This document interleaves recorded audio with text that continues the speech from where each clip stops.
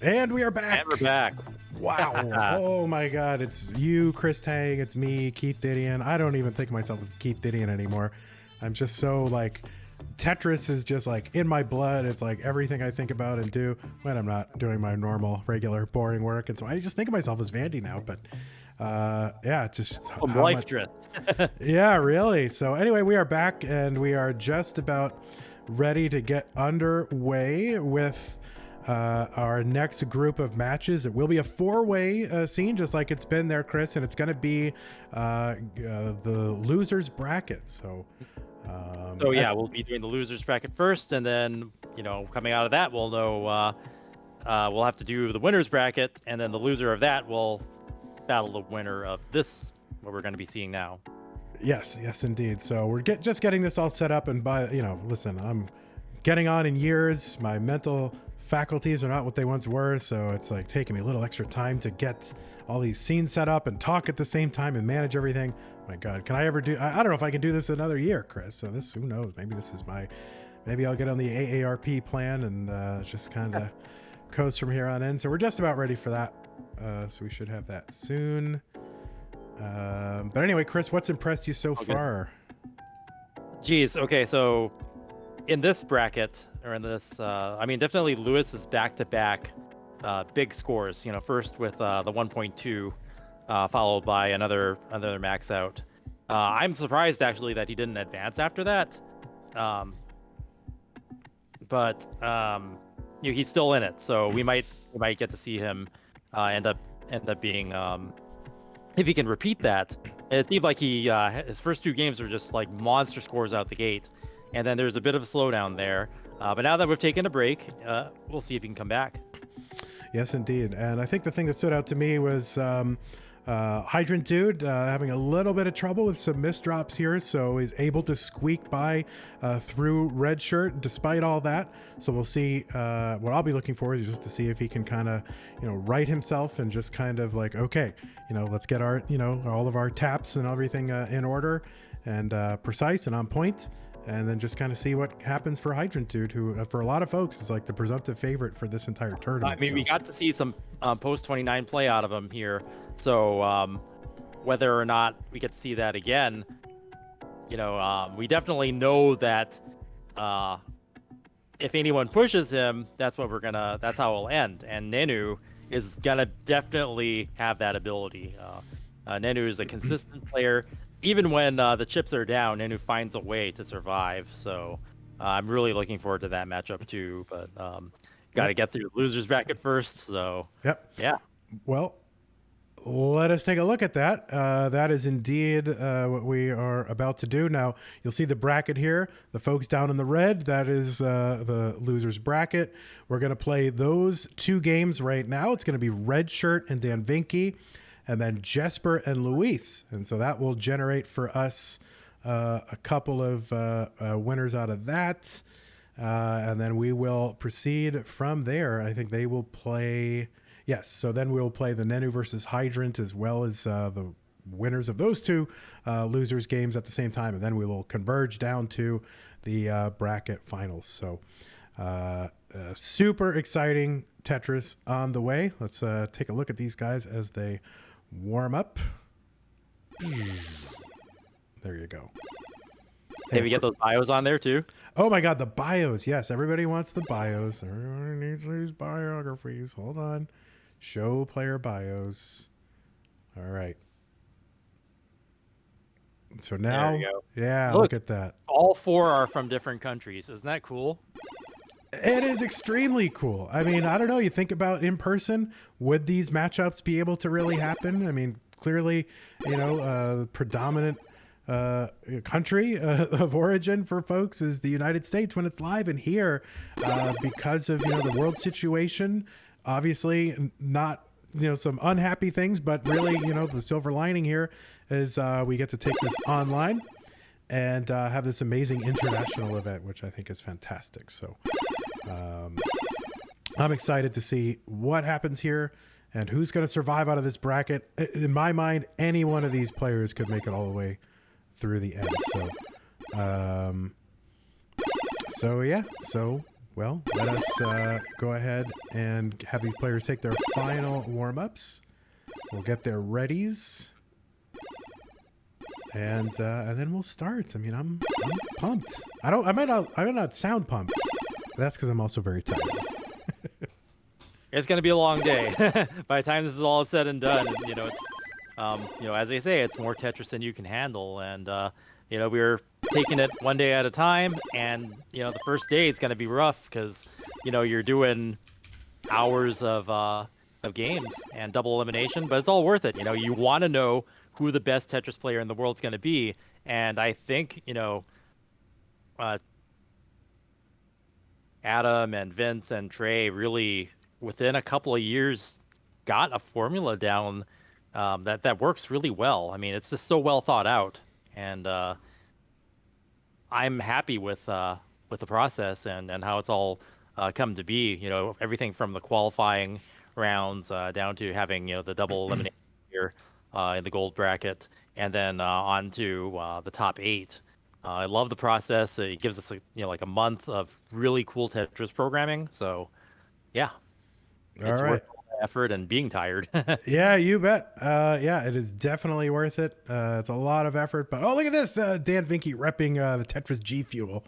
Look at that little, yeah. So there you go. Where do you go? How do you do that? I know there's a code, but anyway, we'll start the games and then we'll worry about paying the bills later.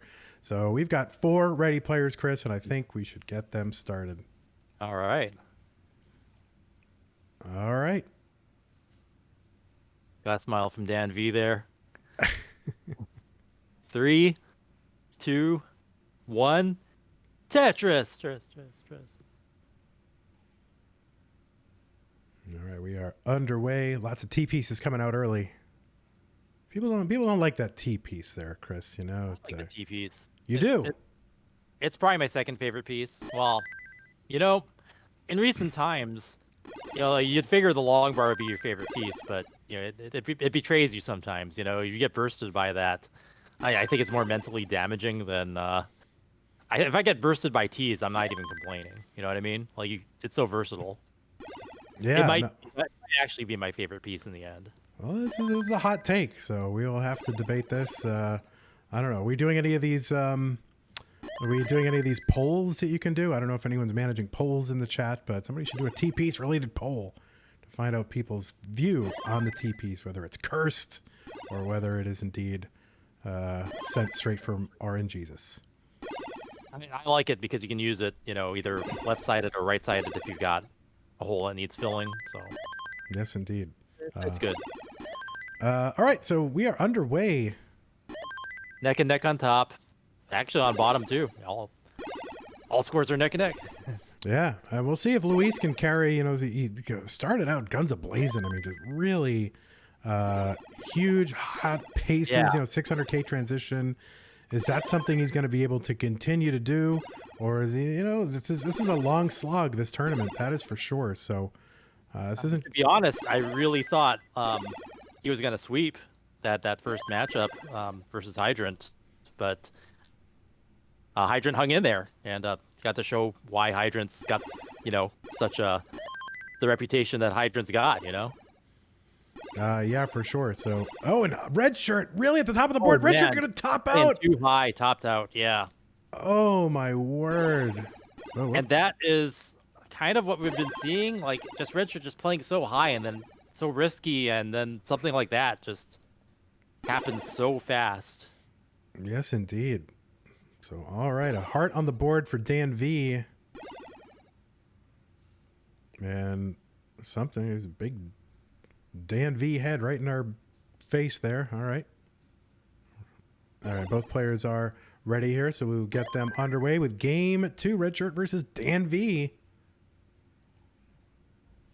Down at the bottom, we've got Jesper 208 and Luis 223 up top. Counting it down, 3-2 on Tetris. On the game on the bottom, Luis just with a slight lead, about a Tetris ahead. Jesper firing back.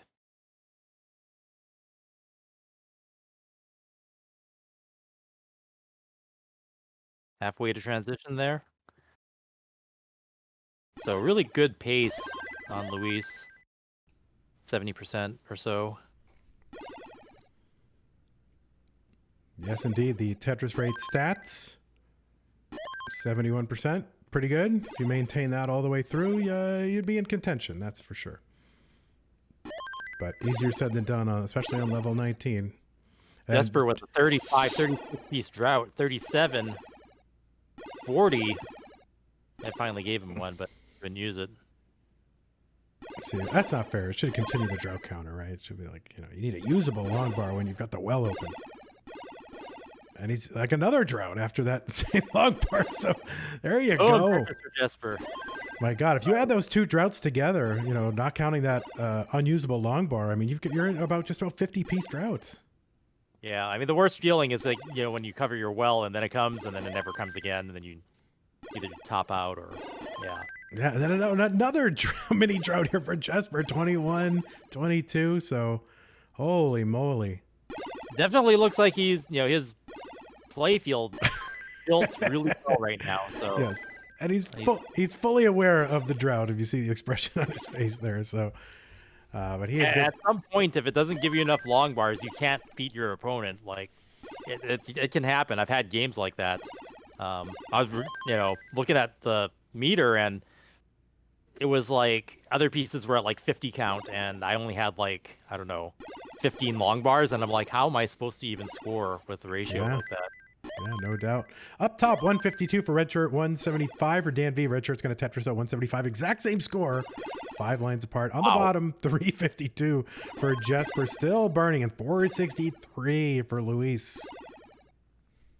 Yeah, seeing like a 0-point differential that deep into the game is very rare. Yeah, and separated by 5 lines. So it's like, wow, how does math work? At that point, it's like if I became aware that I'd push down a few times just in case. Yeah, you don't want to stay in sync, and it gives you a little advantage, right? So, like, ha! That's right. All right, so transition's about to happen down the bottom. Jesper, low transition, 418. Not exactly where you want to transition in this tournament. And Luis is right around where you want to be, 500K. Yep, good enough. 539 here on 19. Both with clean fields. But yeah, Jesper's got some work to do. He's about 100,000 points behind. Yep, but again, Jesper hasn't really been tested too much so far post kill screen to see what he's able to do with his rolling technique. Yeah, we've got another rolling situation. I mean, I would think that maneuverability on 29 would be possible with just by seeing his pieces move. Yeah, you bet. Up top, 342 Redshurt, 367 Dan V, so separated by just a Tetris. Super close.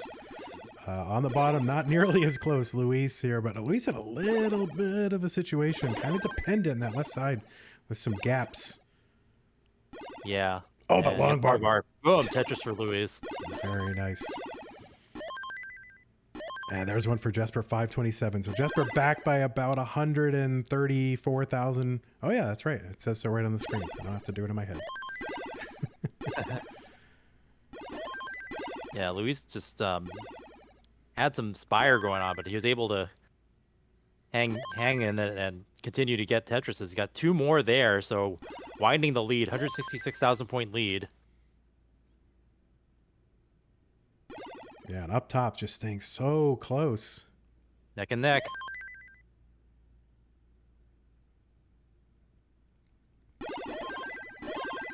Yeah, Luis is in really good scoring position here.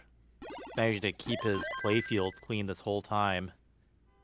Oh, got dependent, but manages to use other pieces to get around it. And he's Tetris ready again. Playing up high, though. He took the triple. Oh! I think he wanted that to go in the well. Yes, that definitely need to set up for 2 right here. So that was a missed drop for Luis.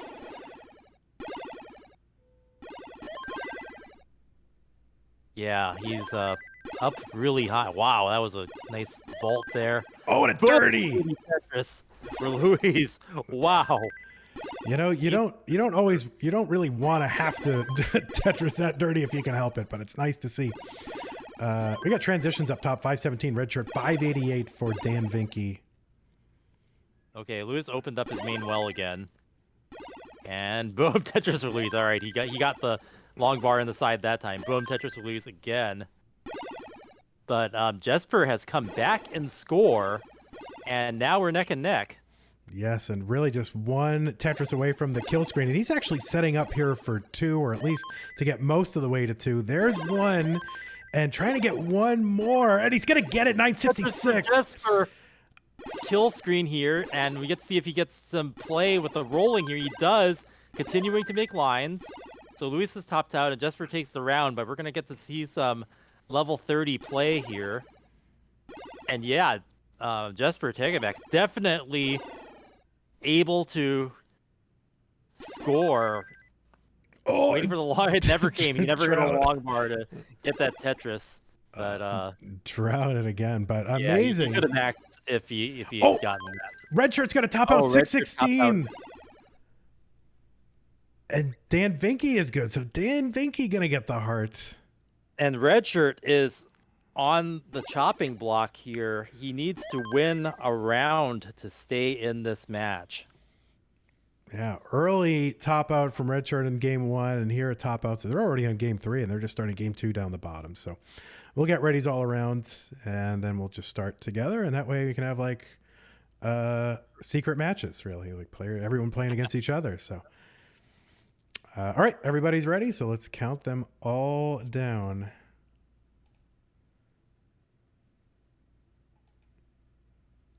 What I really want from Trey is we have these secret controls, to control all the countdowns. 3, 2, 1, Tetris.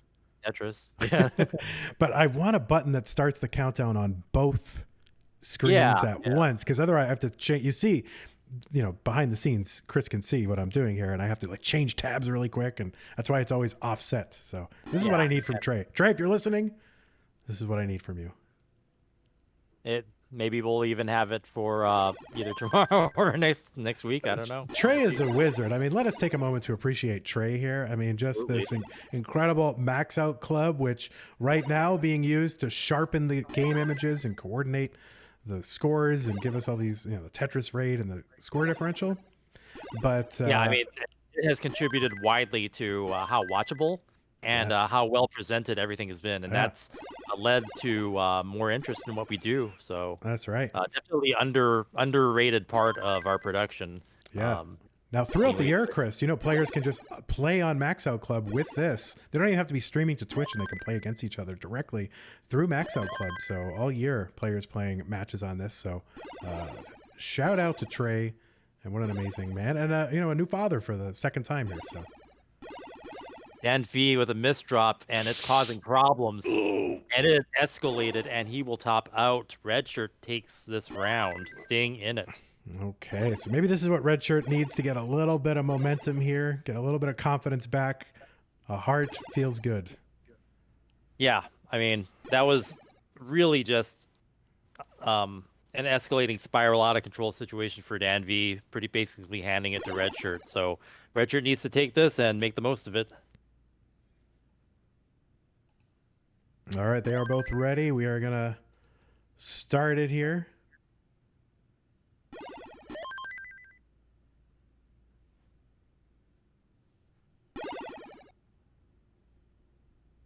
Three, 2, 1, Tetris.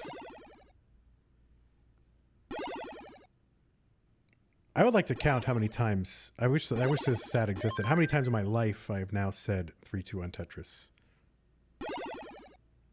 Yeah. I mean, it's gonna accumulate. I mean, I want to. If I were to do the same for, say, Boom Tetris, yes. It'd probably be weird. Be like some huge number. Luis in a little bit of a situation here, but looks like he's gonna get out of it. It's kind of funny, Chris. Like, obviously, big way that people get acquainted with you and your work is through the Boom Tetris for Jeff meme video. which you know goes over and over again. Boom, Tetris, boom. So now when I hear you actually say it live, it has this kind of quality which makes me feel like I'm hearing the same, because you're so consistent with how you do it. It stands out to me, and my ears perk up to attention. Like, oh, am I watching that video? No, it's actually live. It's a weird sensation that I get. Yeah, and usually it's with different names and things like that. So it's kind of nice to have new names to say it to. Yes, indeed. A lot of new names in this year. Only one player from kind of heritage CTWC, and that's Quaid. Making the World Championship gold bracket. So. And yeah, I haven't checked what's going on the other channel, but there's I know Corian was in the other bracket, so hopefully I'll get to do some booms for him at some point if he makes it through. Well, Chris, we are contractually obligated not to hope either way. So there you go. Well, that's more of a like I said, I'm rooting for everybody, but like as a verbal wish. That's right. I like to do sometimes Corian's booms in Japanese, so it's something I can look forward to, or maybe if Green Tea makes it through the bracket as well. Well, I have no opinion on the matter. I equally root for all players to get through as far as they can possibly get. Yeah. All right, 196 for Redshurt, 194 for Dan Vinky, super neck and neck up top, down the bottom, 395 for Jesper, 402 for Luis, who is mired in some weird burn situation. Still a pretty close game, although Luis is starting to get Tetrised by Jesper. Yeah, we think of Corian and Green Tea as these long-time fixtures, but really, 2017 for Corian was his first year, right? And Green Tea was, what, 2018? Yeah. Yeah. So, I mean, this is all still very young while also still being kind of old. I think Corian was in 2016 as well. I'm pretty sure. 2016 says one random chatter, so I will take that. I think he made it to top, the last semifinals in 2017, but he made it to the step before that in 2016. Oh, gotcha. And he also participated in we had a TGM side tournament that he won. So he does actually have more than one of those big T pieces. Yes, indeed. All right. Trophies. 281 for Redshurt, up near the top. Ooh, needs a Redshurt gets it over. Wow. Needs one way up. Needs one fast. He gets another one fast. Redshurt, what is going on? Why? That's so risky. Oh my word! Well, he was forced into it. Amazing survival from Redshurt. Not quite out of the woods yet. Longbar dependent.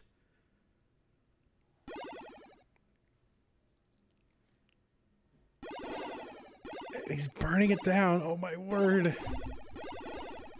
I have never seen a long bar just it was impaling the top of the screen and he survived. Oh, and Jesper's going to top out. Topped out. And Luis takes that round.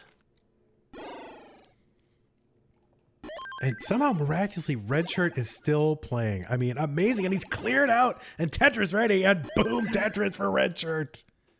Wow, boom, Tetris for Redshurt. That's going to be a moment for the highlight reel. Wow. Holy moly. I have never seen someone survive a long bar hang up that high. Basically dividing your screen. If he wasn't able to get the long bar, the next piece over to the right, and not have it be affected by that long bar going up to the top of the screen, yeah, I mean, that's basically game over in almost any other situation. All right, we've got two readies at the bottom of the screen, so we will go ahead and get them underway for game 3. Mm-hmm. If I can find the button, there it is. And Redshurt is about to transition, so he probably wants to make sure his play field is as low as possible. Yeah, he's playing aggressive. He could have tripled that to lower his stack, but he chose to to wait for another long bar, and luckily it gave it to him that time. But yeah, Redshirt's build really high in the middle, so that's what's been causing a lot of his early top outs. And that just goes to show like the aggressive style of play that he's been doing. Well, in today's competitive environment, you gotta play like that, dancing on the knife's edge all the time. Just he's leaving no room for no room for error, no room for prisoners, just all out aggression. Yet Dan, well, because of the burning, Dan is ahead in score right now, up 50,000 points. Oh, Redshurt just caught up a little bit with that Tetris there.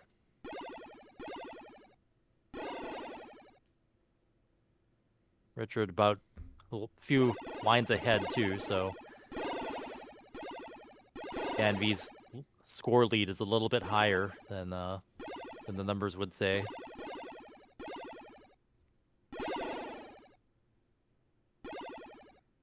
Down on the bottom, yeah, Lewis bangs down to Tetris. Yeah, still early down the bottom here, 122 for... And Dan V tops out suddenly. And Redshurt just needs to make one more Tetris to take that round, and I don't think that'll be a problem. He's in good shape. Yeah, gonna need basically less than a Tetris at this point. There are no gimmies in this game, but it would seem like he's gonna be able to get this. Yeah, he's doing the smart thing and just burning down bit by bit. Yep, doubles, triples, whatever it takes. Oh, he's set up for a Tetris now. He'll probably, once that long bar comes, and there it is. Boom, Tetris for Redshurt, and he is happy about that. We are in a decider. Yes, indeed we are. He was pumped. All right, they're both ready to go. No waiting around, no settling the nerves. They're just like, let's go. So I agree. This is an elimination round here. This game will leave one player out of the tournament. And the other player will have to slog on through the loser's bracket here, which I'm sure they are happily doing. But it is not easy to play this much Tetris. Double elimination, such a, it's a very fair format, to kind of mitigate some of the kind of randomness and what goes on. But on the other hand, it is just a brutal slog to get through for these players to stay focused and have the stamina to get through that much Tetris. It's really impressive. Yeah. And that's why it's like when Nenu last year did it and did a lot of reverse sweeps at the same time. It wasn't just a lot of matches, but it was a lot of rounds within the matches, like the maximum possible in a lot of cases. So just, a lot of Tetris play. And I think there's an invisible tolerance, like whether or not having a long day is going to degrade your performance after a while. I know that I definitely, if I'm playing seriously and trying to get a PB or something, my performance definitely degrades after X amount of hours. So yes, indeed. Long tournaments go, that'll be a factor. Down on the bottom, Jesper's got some burning to do, and Lewis has a gigantic lead, 141,000 points. Jesper in trouble. He's going to need maneuverability and pieces, and that's not going to be survivable. Luis runs away with that round. Is that match? That is not match. That is Luis getting... he was already ahead when Jesper topped out, so I quickly gave him the heart. Oh, okay. So Luis is up 2-1, and Jesper on the brink of elimination. Last year, coming in, setting the DAS qualifying world record. And now having switched to rolling as, presumably more powerful play style here on the brink of elimination in the loser's bracket. But still has a game to play and can force a decider, which he's looking to do right here. So let's count them down.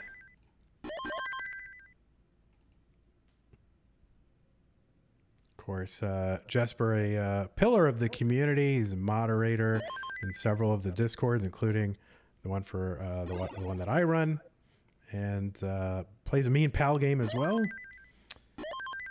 And Wow. Overall, a good guy.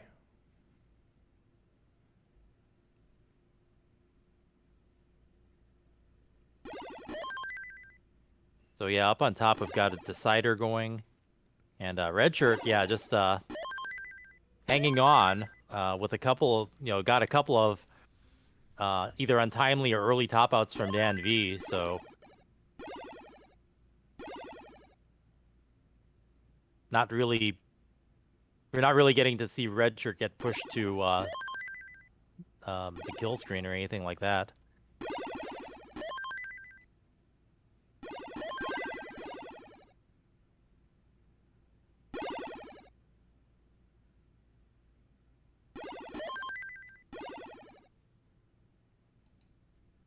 All right, 321 Redshurt, 280 for Dan Vinky. Players down the bottom, just getting underway. Jesper playing way up high. Yes, indeed.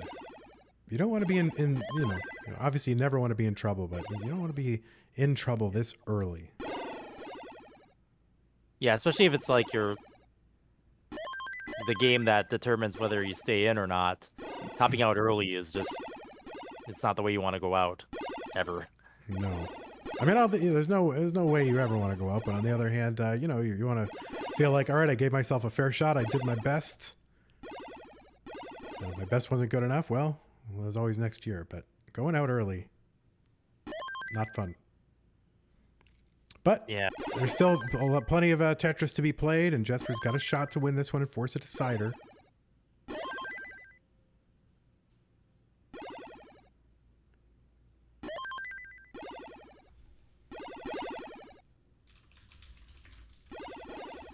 neck and neck up top.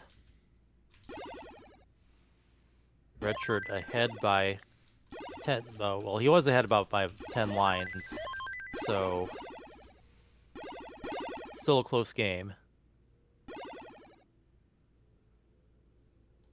They should be hitting transition in about 15 lines. Both play fields are low.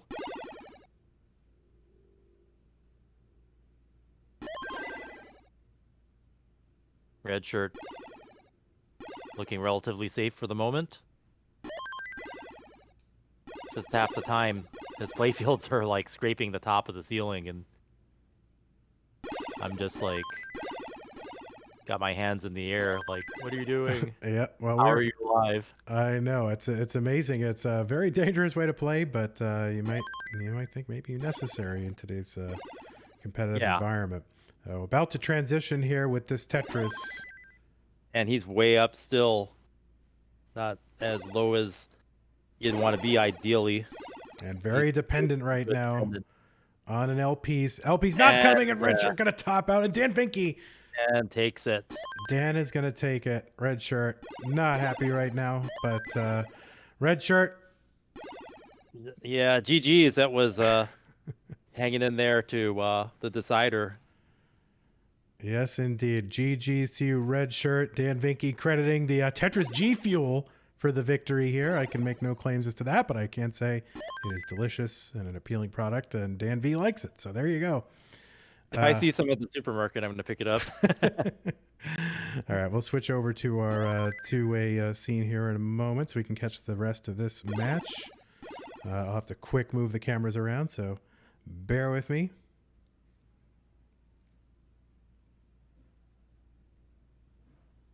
I'm trying not to use a stinger here. So all of the remaining players left in this are from different countries.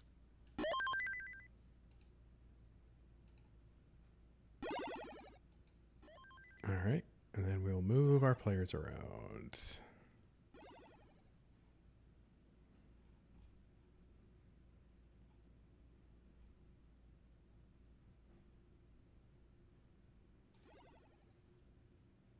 Oh, how Luis just building that long bar tower on the left.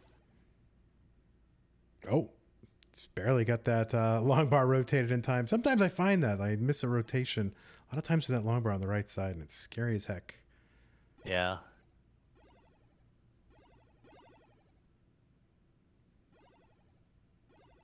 Ooh. Luis missed a tap, so that made his left side a bit messy, but he's going to bang down another Tetris. His lead, pretty big, 137,000 points. Jesper at 339K, Luis at 472K.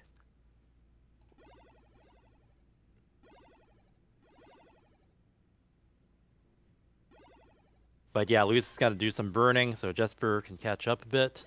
Yeah, but very close to transition. Jesper trying to get one last Tetris. He's gonna miss the S spin and then have another miss drop as on the back end of that. So awkward transition and low for Jesper. 368 here on 19. 506 for Luis. Yeah, definitely on the low side of transition there. But he's alive, so if Luis tops out, then he'll be able to throttle his aggression and can still prevail. Ooh, lots of misdrops there from Jesper. I don't know how he's going to get out of that, and it just falls out of control. He's not happy with that. And Luis is going to take the match and advance. All right. So, yes, let's go ahead and give Luis his heart. Jesper, you got a lot of fans. You got a lot of friends here in this community. I want to wish you GG's. Just getting into this tournament, really an accomplishment. But it's going to be, you're going to have to wait till next year, your CTWC dreams. Great to have you here. We love you. We love everybody, but I think I have a special place in my heart for Jesper here. So, yeah, and also just seeing, the post 29 play with the rolling and on display here, super impressive. Love seeing that. Yes, indeed. And we're getting a good look at his feet. So putting his feet on stream, whichever it's really weird, but Not like a method of wedging the controller for rolling, I guess. Yeah, he keeps his kind of cross-legged up there, like ankle on the knee, just to have a place to put that controller, right? So kind of a leverage point for the controller. Very early on, he did post a video about him actually putting the controller on his foot, which is a little weird. So yeah, Luis is legit mullining here, but he's got a good score, like to kind of back it up. Yes, indeed. I guess he's gonna. Yeah, he's good. He'll top it out. All right, so let's take a look at our bracket real quick here. Oops, I didn't use the stinger, so sorry, Vince. So we can take a look at our bracket. I will set up our next four top, and that is going to be Nenu and Hydrant and Dan V and Lewis. So the two players in the winning side of the bracket, the two players on the loser side of the bracket. The winners of both of those will go on to face each other in the bracket finals to determine who will make it to the top 8. So we're getting very close to the end of the action today. So, and it's what action it has been. So just bear with me for a moment. And okay. I will get this set up. And I don't know if Vince has anything he wants us to read or say or do, but I'll let Vince tell us what to do.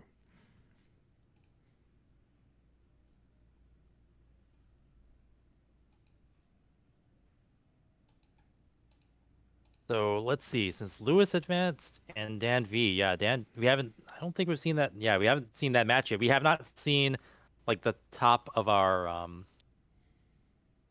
bracket interact with the bottom of the bracket.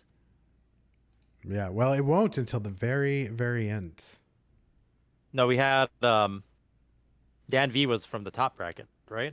Well, everybody ultimately is from the top bracket, so you know what I mean. So, but nobody from who's gone into the losers bracket will play anyone in the winners bracket until the very end.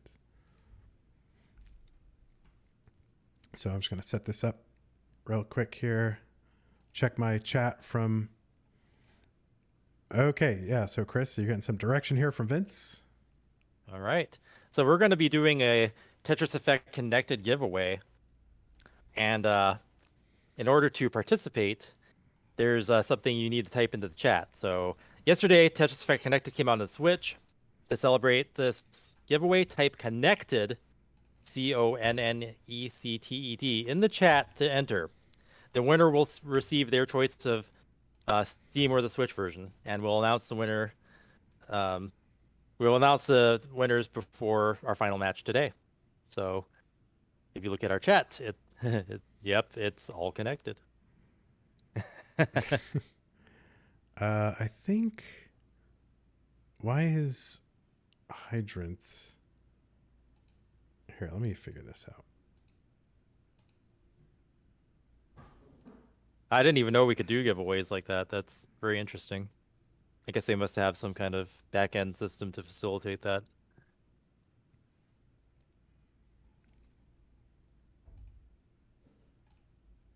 But yeah, thanks for entering, and good luck. Whoever wins, Tetris Effect Connected is such a great game. No matter what platform it's on, I'll triple dip on it. I think I've got it on PS4 and PC already, but I wouldn't mind just getting the Switch version, just so I can have something else I like to play on the Switch.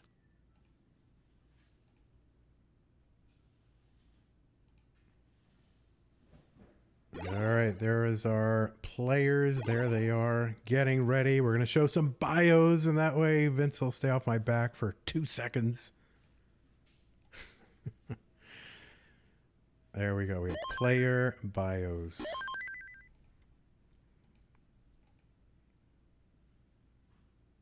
And we'll give these folks a little bit of time to warm up. Of course, Hydrant and Nenu have been sitting, waiting. And now here they are, two real legends in the online Tetris community for sure. Nenu, of course, and the CTWC community for his incredible magical run last year. And Hydrant, of course, the current score world record holder with 1.6. I mean, who even cares what the number is after 1.6? Because it's so amazing. Dan Vinke, of course, here, really fighting his way through the losers bracket here. And Luis, who's been a real surprise, a relatively unknown player to me, winner of the qualifier for Iberia, which, if you didn't know, is Portugal, Spain, and Andorra. That's right. And yeah, so won the qualifier to get here. And yeah, I don't know. He lost, got kicked out of the first round, but now here he is fighting his way through and with a chance to go to the bracket finals. And yeah, with that incredible score performance too. So already Luis making waves in the CTWC his first year. Yeah. So let me explain how this is going to happen. So we're going to have Dan V and Luis. That is a losers bracket round, the bottom of your screen. The winner will continue on. The loser will be out of the tournament. Okay. So the top, right, is Hydrant and Nenu. The loser of that game will still be in the tournament and will play the winner of the match on the bottom of the screen. So that is how this is going to work. And I am reading some things from, okay, so there we go. I don't know how that keeps changing, but there you go. Yep. Let me just do one thing. I'm going to try to do one thing real quick before we just get started in earnest. Just bear with me for a moment. I know this is going to be a little weird. That didn't do anything. Is this a browser source? I want to try to fix one little thing before we get started and the players aren't quite ready yet. Okay. And, obviously they're going to edit all this out, so...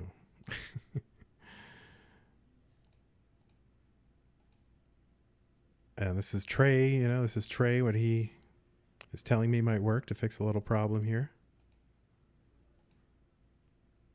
So we shall see. There's an issue with the sounds that has to be fixed in some magical, weird, esoteric way. So, all right. Well, we're going to see if that fixed anything. If it didn't, there's nothing I can do there, Vince. So, we're... making your way in the world today, Vince, takes everything you got. Yeah. So, in terms of like the rollers, we've seen one eliminated, and but Hydrant is still in it. Yes, So indeed. rolling is not invincible. Nope.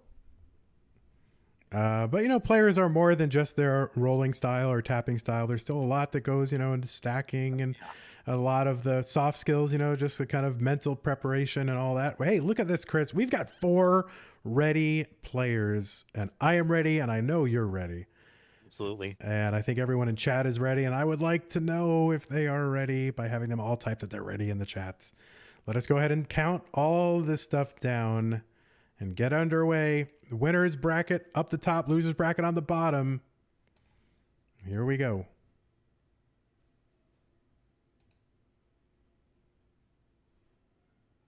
Three, 2, 1. Tetris. Tris. So note all 4 players that are remaining in this bracket are all from different countries, which is really kind of cool. Yeah, it certainly is. Certainly made possible by our world situation and the way that we're kind of adapting to continue to sort of have this event. Last year it was kind of a question like, oh, can we even do a CTWC? What are we going to do? Let's decide. The guys decided, hey, we're going to give this a shot. We're going to see what we can do, and whatever we can do, it's better than nothing. And I was much better than nothing, in my opinion. We really had an amazing event last year, and I think this year's is shaping up to be even more amazing. So, and just the international part of this is something that I hope will somehow continue on into the future. It's even more amazing because the game release wasn't really a worldwide one. Like, not all countries got this version of Tetris, or even that console to begin with. So, and that just shows the interest that we've been able to gain in terms of a competitive community. Had to be that appealing and strong for people from all around the world to really want to get into it. That's super impressive to me. Yeah, and these players all playing on either original hardware or very close replicas. So just how this kind of hardware that's really meant for kind of North America and a few other select markets somehow making its way around the world. So you think about the journey of this hardware is making. Yeah, a lot of people don't realize that how special that is, and it's not even something you can just go to like a normal store and buy in the modern times. I mean, parts of it you can, and maybe you can get a clone console, but really the amount of players that have the original Nintendo-made NES hardware, it's pretty high percentage. Yeah, so another thing that's pretty high is Luis's board here, but getting it burned down, and he's actually got a dirty Tetris setup, and he's going to get it. 175 for Luis, 195 for Dan V at the bottom, and at the top, 157 for Hydrant, 194 for Nenu. Yeah, Luis kind of content to play off 2 rows from the bottom there. They're making everything kind of dirty. Yes, indeed. And it looks like he's in the process of burning it down, so a little bit of a dig. Scores are neck and neck, though. As they should be. Yeah, I mean, if you get a game that's neck and neck all the way to kill screen, then that's what people want to see. Both players really pushing each other to their full potential.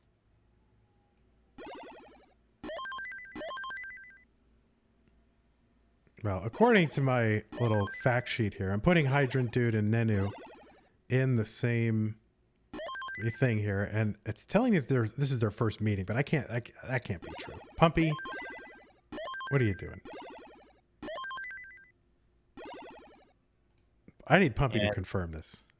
Yeah, look at the fact sheet too. It says it's pretty even with no clear favorite. Yeah. I can't predict one. They're both strong, but in different ways. So that's why I like seeing different styles. I mean, one's a tapper, one's a roller, one's super survivable, and the other one can play past 29. So how that all plays out. All right, so we're reading chat here, and Pumpy has confirmed the fact that Hydrant and Nenu have met 5 times in the past, with Nenu leading the series 4-1. But most of that, I'm sure, took place before this play style change from Hydrant to. Yeah. And yeah, just seeing that, both, I usually make a big deal when like a veteran like Corian or Quaid are able to evolve and become better than they were. Mhm. But we're even seeing newer players do that too, and not to just to keep up, but to become the top at one particular aspect of the game. Hydrant having the world record score now.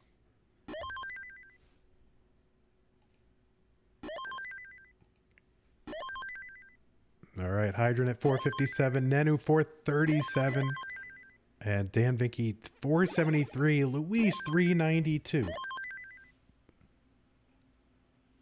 Yeah, so Dan V out in a pretty big lead here. Not probably the biggest lead we've seen him have in a while in a match. Yeah, this is right where you want to be, just about at 100 lines, 500K. He's got a great pace. Mm-hmm. Good prospects in this match. Luis, though, now Luis is 15 lines ahead. I think just from playing so high here. So Dan V is even higher. I mean, the gap is wider than it seems. And, Dan V is going to actually have a really monster transition here if he keeps his pace up. He's at 80%. Could have a 600K transition.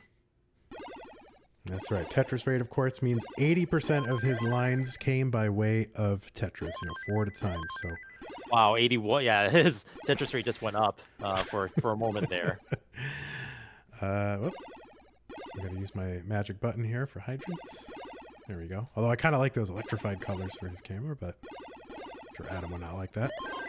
So we got 19s here from Hydrant. He's at 549. Nenu at 607 here on level 19. So good. Nenu with a 600K transition, and Dan V right there with. It's a different game, but or different match.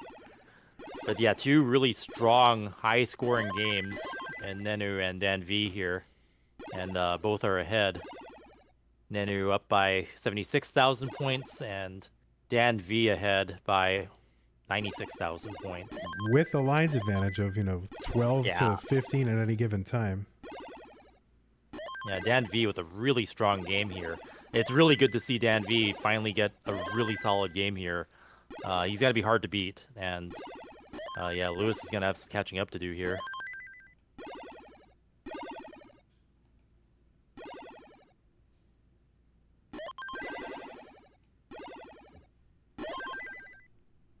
Yeah, Dan V's stack looking really good. He's going to be happy about this game. Yeah, everybody's stack looking pretty good so far, and then with a little bit of work to do. Yeah, good games all around here. Seems like people are warmed up and ready to dish out some damage. Yes, indeed. Another one for Dan V, 768. Set up aggressive column and I with the long bar. Another one for Dan V, 797 here at level 23. Oh, kind of a misdrop there. Dan V probably didn't want that to go there. He's going to need some more long bars to help him out of it. And I think another misdrop. I think he was going for an S-spin. No. Oh, and it's going to fall apart. So target for Luis is 797 and then anything else. And he's already starting to catch up, and now he's going to seal the deal with the next line clear. And there it is. Luis, game one. Man, Dan couldn't... once that long bar didn't go where it was needed, yeah, he needed another one, and it didn't give it to him. So yes, indeed. Up top, Hydrant hung a long bar in column 3 and working frantically to get pieces around it to fill in, which he's doing. That long bar is really going to help him clear it down. Nenu already with the max out here on 26. Wow, that stuck up. I mean, I wasn't expecting it. No, I know he had a good transition score, but yeah, maxing at 26 and still with runway into 27. Oh no, and so Hydrant. So I think the best thing for Hydrant to do is just get this down if he can. Don't worry about pace, and then try to take it into kill screen. Yeah. And then just try to grind it out. But yeah, Nenu's game's super strong. He's gonna hit kill screen with 1.1. He's setting up his center well. Yeah, doesn't quite have that post-29 playability that Hydrant is, and he's actually setting up 2. But he didn't take it. Oh! He's gonna get that triple. So a 1.135 for Nenu. 1.135 is the target for Hydrant. A long way to go, but this has been done. Kill screen. This so pure post play. I don't think he's gonna have enough ammo to do it, and yeah, he tops out at 846. Couldn't get that L over to the left. And before you think we're crazy and say, oh, how's he going to chase that down? These scores have been achieved both in practice sessions starting from 29 starts as well as in full games. So this is definitely possible. Certainly not easy. Possible. Yeah, he's still going to need like from 800K to 1.1, but that's like 9 Tetrises or something. Yeah, so 300,000 points. It's definitely doable, believe it or not. But yeah, it certainly would be surprising. Yeah, my mind would just explode for 9 Tetrises post kill screen is crazy, but it's possible. Will we see it? They're gonna have to do it if they wanna get the chase down. All right, we are starting the countdown, Chris. 3, 2, 1. Tetris. Tris.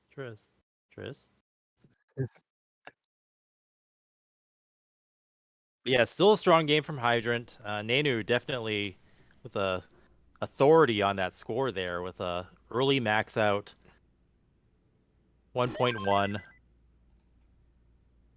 and pushing Hydrant.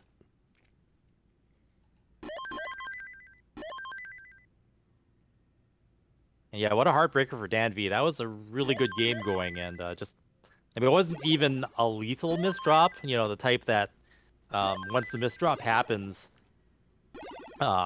it's instantly over. He actually had possibility to burn his way out of it, but he opted to go for the Tetris in spite of the misdrop, and topped out pretty fast after that.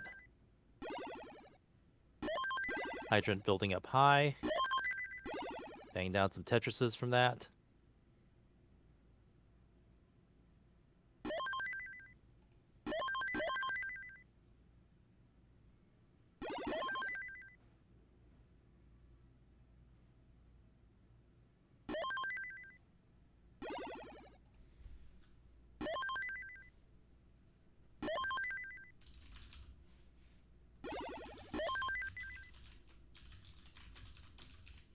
And Lewis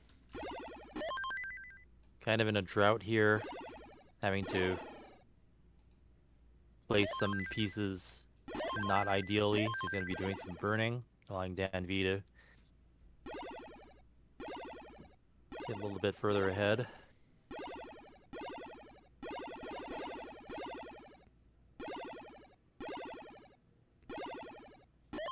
Louis kind of junior executive here with like piles of like annual reports and behind him. Like, what is all that stuff behind him? Huh. There's neatly stacked piles of photocopied paper here. I mean, neat stacks is what you want for Tetris. That is true. Yeah. Should we be surprised?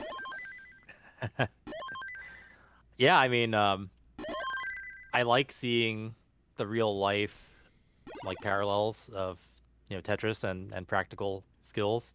If you see the new Switch Tetris Effect connected commercial, they show that, like, those little real life formations that mimic Tetris, so it's kind of neat. So Hydrant in a little bit of a situation here. We'll need, you know, some pieces here. But he's got the skills to dig out of this. He's in a bit of a long bar drought.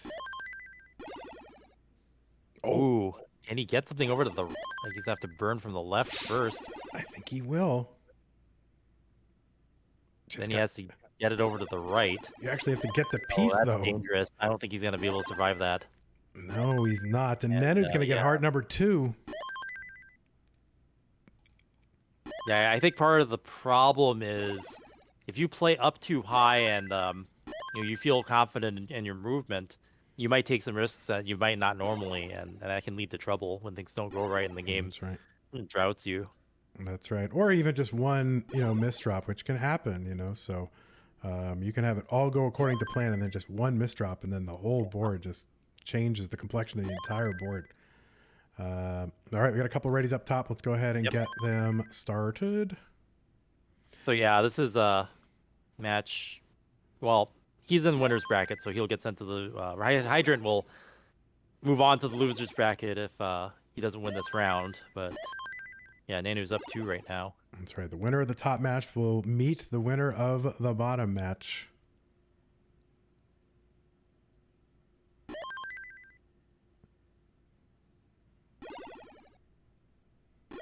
And that would be our last match of the day.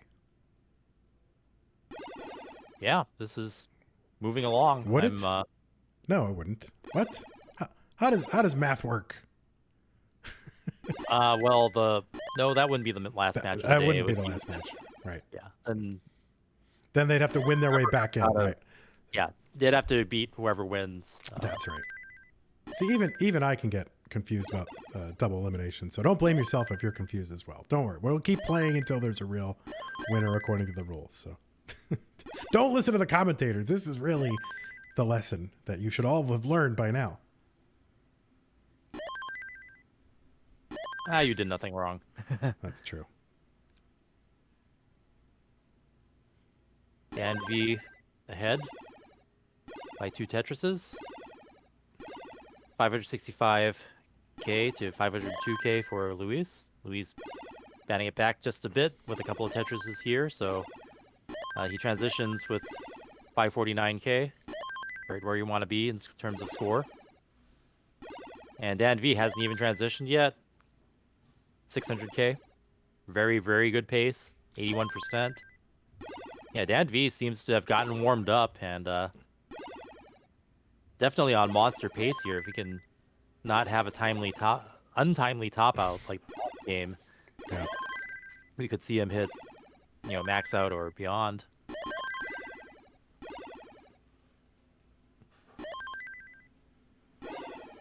Up on the game on top, Hydrant is ahead, and Nenu's got a little bit of burning to do to catch up. Bangs down to Dirty Tetris. Boom, Tetris for Nenu. Boom, Tetris for Hydrant.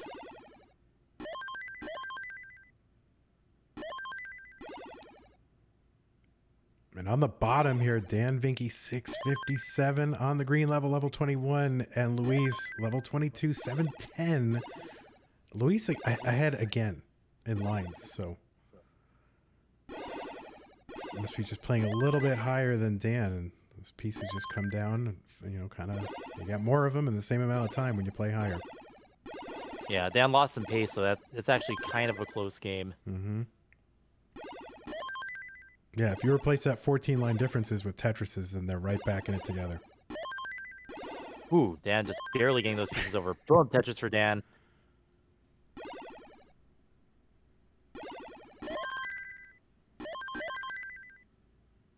All right, we are a little over halfway to transition on the top. 329 for Hydrant 2, 278 for Nenu. Yeah, Dan's playing really aggressively and just barely getting those pieces where they need to go. But it's working out, and he's gained back a little bit of ground, but 100,000. Luis was up to 100,000 point lead a moment ago.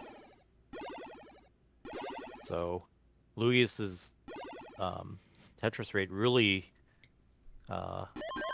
increasing as this game has progressed, and is now about 3 or 4 Tetrises away from a possible max out. Yeah, very maxable 1.1 territory from Luis here. Dan Vinky also in the same kind of territory. He's back by 13 lines. So certainly possible from Dan Vinky as well. Was kind of dependent there, but he chooses to take a triple to keep things safe. Luis is a Tetris away from either being close to a max or 100 points away from maxing. Boom, Tetris for Luis, max out. And of course, as we know, he does not have a score uncapped here, so this might have to be manually tabulated if it isn't obvious. So Dan here, 927. Right on the line, yeah. And Luis isn't able to get that triple at the end there. So Luis just barely over a max out. Yeah, so Dan is going to need at least a Tetris over a max out worth of points here in order to take this game. 4 lines to burn. He's holding out. Yeah, he's going all in on this. And the long bar now coming. He's going to top out. Ooh, man. That was so close. That was just kind of like RNG there. It could have gone either way. Yes, indeed. Let's give Luis his heart up top. We've got a game, and we will. I mean, it's more Tetris than I can handle, Chris. Yeah, it's more Tetris than a lot of people can handle. And that was Dan V's best game. Definitely one Tetris away from maxing. Had the game given him the low bar. He had no choice but to wait for it. Really, like that was. Yeah. Even if he took a burn, that wouldn't have gotten his score where it needed to be. Yeah, he would have needed to get would have needed to have gotten 2 Tetrises at any point here. So 6-11 here for Hydrant, dude, just about to get to transition. Then already into level 20 at 517. So big pace lead and actual lead for Hydrant right now. Definitely 600k plus transition. And so throughout, way ahead of Nenu. Yeah, for sure. Now, throughout the year, I mean, the players have gotten a lot more consistent. And so now it's pretty routine, rollers, tappers alike, to just get consistent 600k transitions, which, in the past, you'd say, oh, wow, 600k transition was very notable. And it still is, but it's become much more common and really to be expected for top tier tournament players. Yeah. And definitely this year is the year we're going to be seeing a lot more of those, especially Luis's earlier score. Hydrant in trouble. He's going to top out 712. Yeah. And so Nenu's got a target of 712. It's over 160,000 point chase down. Nenu's got plenty of runway to do it, but... this is the most we've seen Nenu behind in any game today. So, but he's already batted it back a bit. And it's kind of his... He can figure out however he wants to play this out. Yep. Shouldn't be a problem for him. He's definitely... It's definitely capable. There is a psychology to this, kind of coming, like coming from behind here, chasing someone down. But Nenu, very steely, very cagey veteran. So we'll see what he can do. Setting up this really cool delayed long bar burn here. But he needs to get to 713 as the target. Yeah. Ame we'll see him do some show-offy stuff. I don't know. I think he's going to do the minimum required to get this done. Because this is a clinching game for him to stay in the winner's bracket. Yeah, you definitely want that. You want every advantage. Ooh. Yep, he's just going to take it easy. Yeah, so it was like, he could have been aggressive, and then he wasn't aggressive, so you'll have to wait a bit more. He's still got, he's got runway. 2 Tetrises will do it. There's one of them. And there's another. Just needs one more line. Yeah. One line will do it. Nenu going to sweep through Hydrant and remain on the top part of the bracket. Hydrant will be relegated down to the loser's bracket to face the winner of the game down below. It could be Luis here. We don't know. He's up 2-0. Let us, well, we got to watch and find out what happens. Yeah. So I'm going to just bear with me for one moment. I want to just cut over. I mean, you could have a double sweep situation, make our day shorter, but, you want to see players, go all the way. I mean, definitely the last game, Dan V and Luis went all the way. Kill screens on both, pretty much.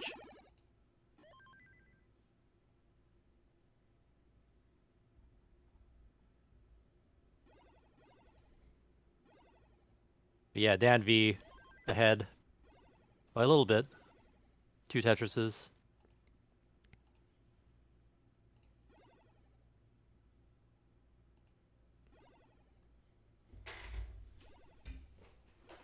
And Chris, I am literally on the edge of my seat right now. Is it a comfortable seat? Not anymore. Not on the edge of it. 340 here for Dan and 284 for Luis. A lot of Tetris to be played in this game or round. So we shall see. But for now, Dan Vinky with a lead. Yeah. And Dan Vinky's scores, like his average transition, have been really good these last few games. I'm shocked actually that he hasn't taken a round here because this is the best he's been playing all day. Yeah, he's definitely cresting at the right time, but obviously Luis able to put up big scores as we have seen. So tall order here for Dan V to take one against Luis, who really seems to be hot right now. Yeah, yeah. I mean, they're both performing better than they had earlier in the day. The worst piece in the world is that Z for Luis, and so that's gonna cost him a little bit. Dirty Tetris, nice. Boom, dirty Tetris for Luis, and boom, Tetris again for Luis, reducing the deficit a little bit. Dan V just with that monster pace.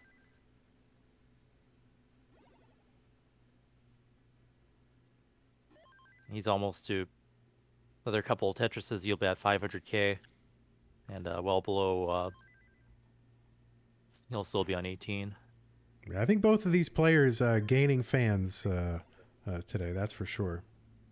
Dan with some tucks there, being super creative. Yeah,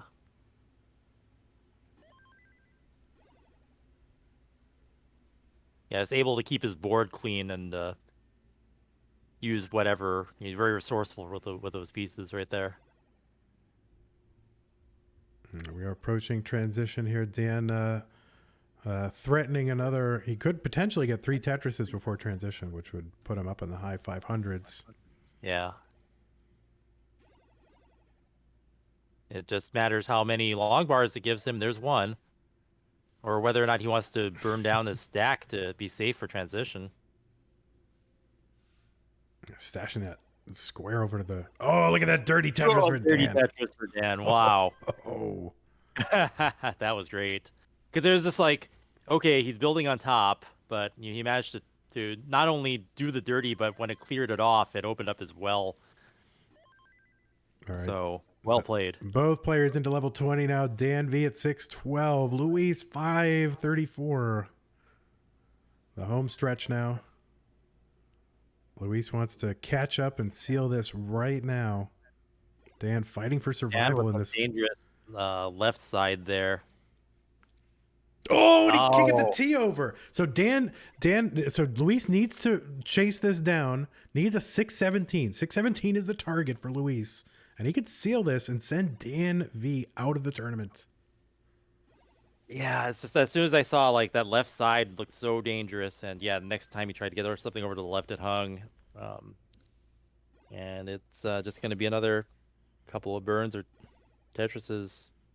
However, Luis wants to do it. It's not going to take much. You see Luis kind of trying to keep hold of his emotions here. And he's so close. 617 is the target. He's at 616, and he's got it. Luis. And Luis will advance and will face Hydrant in the losers bracket finals. And Dan V, GG's excellent performance actually at the end with so many 600k transitions. Really impressive performance, and we'll definitely be seeing more of him in competition in the future. That is for sure. And I just want to let everybody know CTWC obviously a special time of the year, but all of these players, almost all of them anyway, I would say, take part in the competitive scene that happens online here on Twitch all year long, honing their skills and getting into matches and actually winning some pretty decent prize money in the process. So those of you who are kind of once a year type folks for CTWC, I'd encourage you to stick around, after this whole time, and just kind of, you get to mingle with the players in Discord, and it's a really fun community all year round. So it does not end here. That is for sure. Yeah, and really the fact that there was a competitive scene online existing when the pandemic and stuff started, that was actually a good thing for us, our scene in general. So when we moved over, everything in CTWC online, we already had infrastructure, we already had processes that were known that we could adopt and learn from. So I'm glad that everything just kind of worked out together that way. So whether you're playing online or if you attended our live events, all of that stuff has contributed to the greater scene that's made all this possible. That's for sure. So it's going to be Hydrant Dude against Luis here. So that's coming up here. So I'm going to set that up. I don't know if Vince has any commands for us to follow, but I will set this up. And I don't know, maybe, I don't know, do we have any reads? Do we have any reads?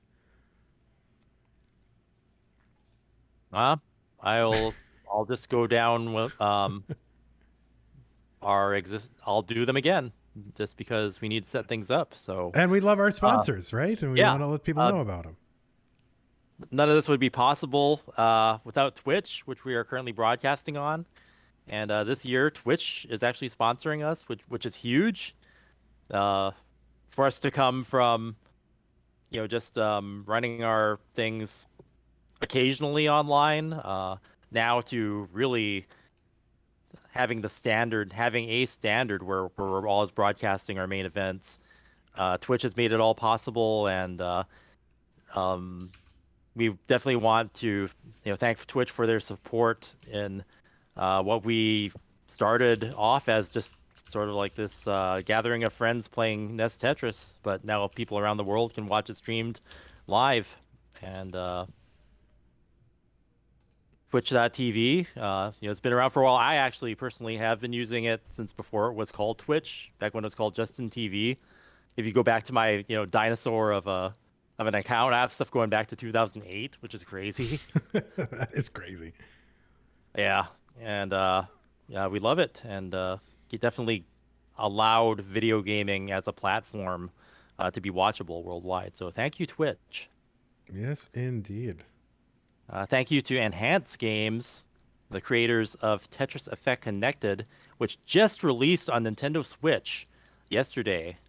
So if you've got a Nintendo Switch, you can play Tetris Effect Connected, and not only play it on the Switch, but you play players on other platforms with it. So you play players on Xbox Series X, PlayStation 4, Oculus, all the other Xbox platforms, Windows 10, Epic Game Store. Players from around the world can play each other on all different platforms. It's all connected. And of course, Classic Score Attack mode is a mode that they added that's inspired by the CTWC. So if you want to even play our format without a NES and a NES cartridge and, CRT TV and all that other equipment, Tetris Effect Connected allows you to play Classic Score Attack mode, which gives you same piece sets, and you can play it against people online in the CTWC format. So thank you, Enhanced Games. And this year is also the first year we are sponsored by G Fuel, which is the official energy drink of esports. Try out their new Tetris Blast flavor, which apparently tastes like rainbow candy. And you can get 25% off at gfuel.com with the code CTWC25. And the offer ends November 15th. So besides, having a special package of G Fuel that has Tetris um, decorations on it, you can get a discount on it thanks to watching us here in the CTWC with the code CTWC25.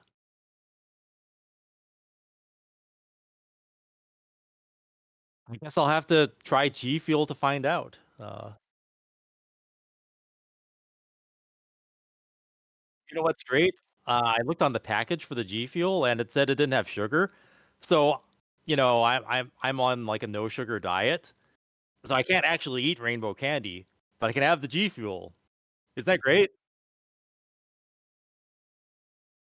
What a world, what technology we have nowadays.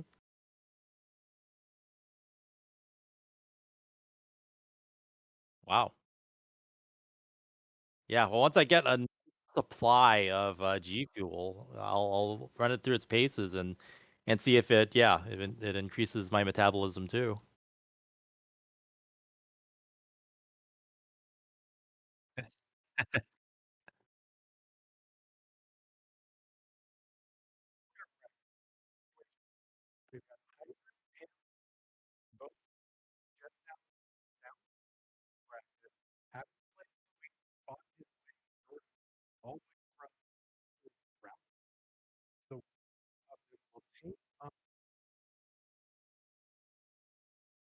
Right.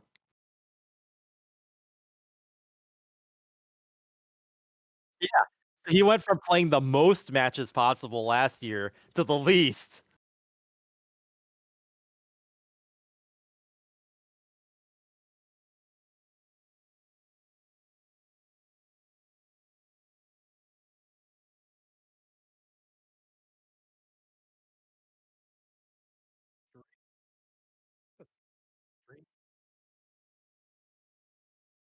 Andy, can you hear me? Because chat says that your sound is off.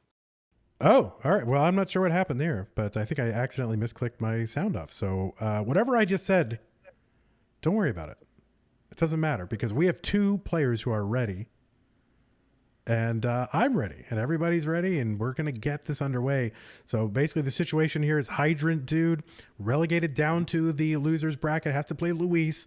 The winner of that will have to go on to face Nenu to determine who will be the top 8 finisher and move on to the top 8 in November. So, I mean, this is pretty amazing.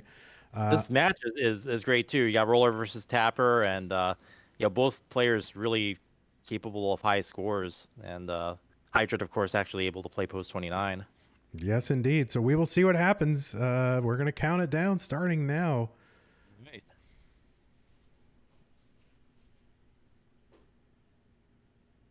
3, 2, 1. Tetris. Tris. So I think a lot of folks expecting Hydrant to go relatively deep, or at least all the way in this bracket, and he's got a shot here to get to the bracket finals. Luis, I think more of a wild card. Folks didn't really know what to make of him, but he's really impressed. His early games, very high pace, and he's going to need that pace, or at least the threat of that pace against Hydrant Dude here. Yeah, he had a 1.2 earlier, and just like a really early max out too. So you have a player capable of making early max outs to the point where post 29 play would maybe be a requirement to defeat. And you got a player who could do that in Hydrant. And Hydrant Dude setting up the delayed Vits and converting the Vits with the long bar. There it is. A lot of players think the delayed Vits is very cursed, and you should only do the Vits if you actually have the long bar in the window. But Hydrant, throwing all that stuff out on its ear, and it worked out. Yep. So the other interesting dynamic here, which we've actually seen it come into play, is Luis does not have Game Genie or any way to uncap the score. So if it gets down to it, we may have to do a manual calculation, especially where Hydrant Dude has that ability to chase down deep into level 29. So that should be interesting too. And we've got to get the CTWC accountants at the ready with their calculators ready to go. Boom, Tetris for Hydrant dirty. And Luis taking an early slight lead, but Hydrant catching up right back. We are neck and neck.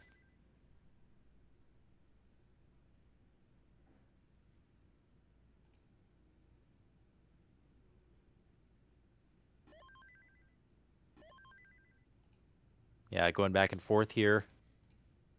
This is what you want to see. Playfields more or less clean.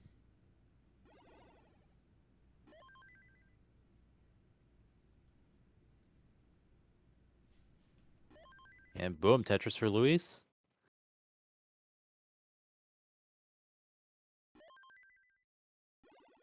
Luis having to take a triple there.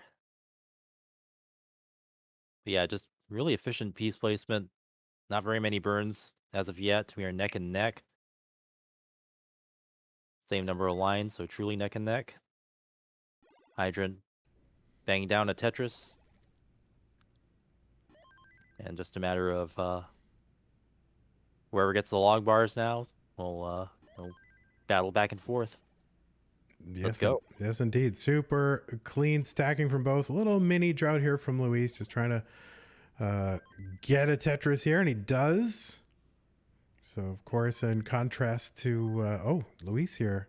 All right, setting up sort of delayed tuck situation, kind of a flexible tuck there that you can resolve in a lot of ways, and you just kind of put it there when you have nowhere else to put it. Hydrant, on the other hand, that S piece on the left is going to be problematic. So he's going to get the Tetris, I don't but think you wanted that. Yeah, he probably get a J and burn it off. Oh no, and he can't get that long, or didn't get that long bar over to the left, so that's going to be a little extra work for a Hydrant. And you think the players building a mushroom. Yes, he is. So these players who are rolling, I mean, what they're doing is they're using that fifth tap, which it takes 5 taps to get a long bar over to the left. That fifth tap by these rolling players can be problematic because, you know, they're kind of rolling their 4, you know, kind of primary fingers, and then they've got to hit that fifth one. So a lot of the players differ in the way that they hit that one. Some will come back with another of the regular fingers. Others will hit it with a thumb. So that has always been, that so far has been like a real difference and kind of one of those problematic things that some of these players face as they try to master this rolling style. And Hydrant with a lot of misdrops. Yeah, it's. I think it's a lot of just missing kind of the taps here. I don't know exactly what to call it, but they are definitely finger taps from the underside, and another one over tap. So 397 for Hydrant, 457 for Luis. Yeah, Luis is pushing ahead due to Hydrant having to dig out of these mistakes. Nothing fatal, thankfully, but yeah, quite a bit of a mess there. Yeah, Having to take some doubles and singles. Yeah, it just needs a little bit of consistency here just to get those taps the right way. Just so we can dig out of this and get back down to kind of a comfortable place.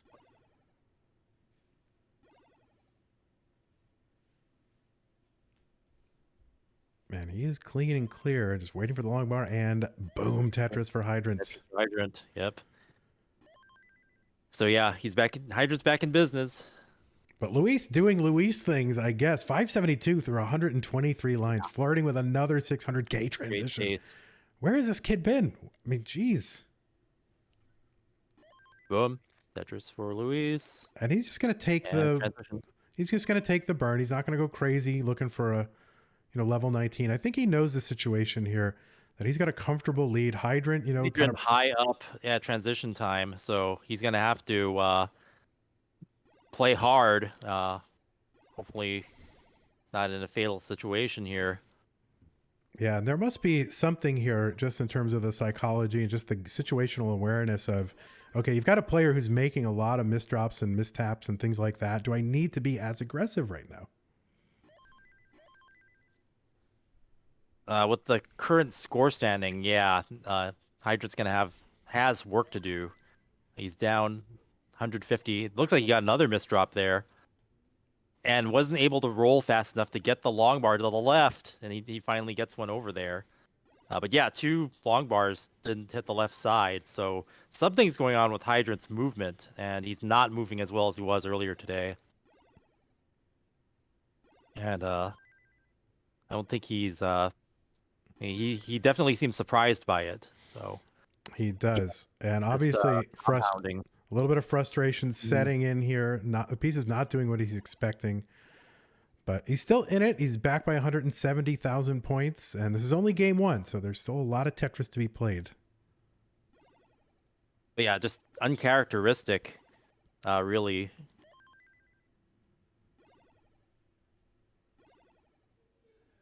Yeah, he's got many more misdrops there. They're starting to compound. He's in danger now.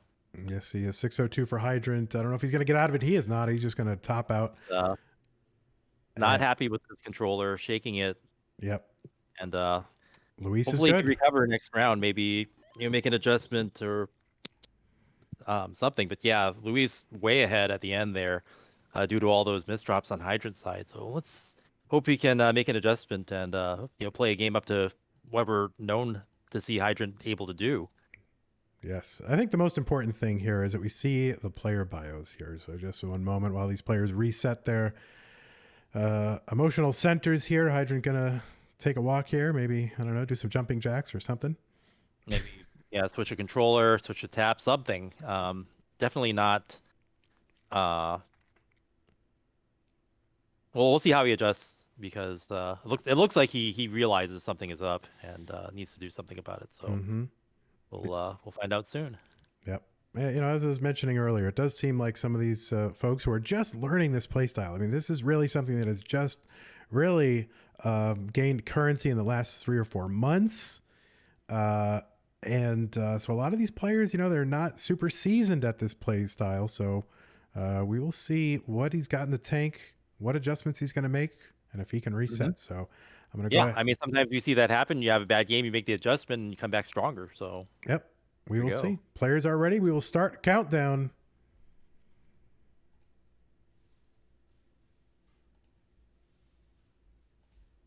Three, 2, 1.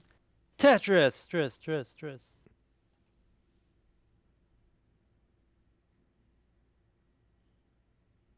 So yeah, let's watch Hydrant's movement and see if the moves that he wants are happening. Sometimes it just takes being conscious of it, and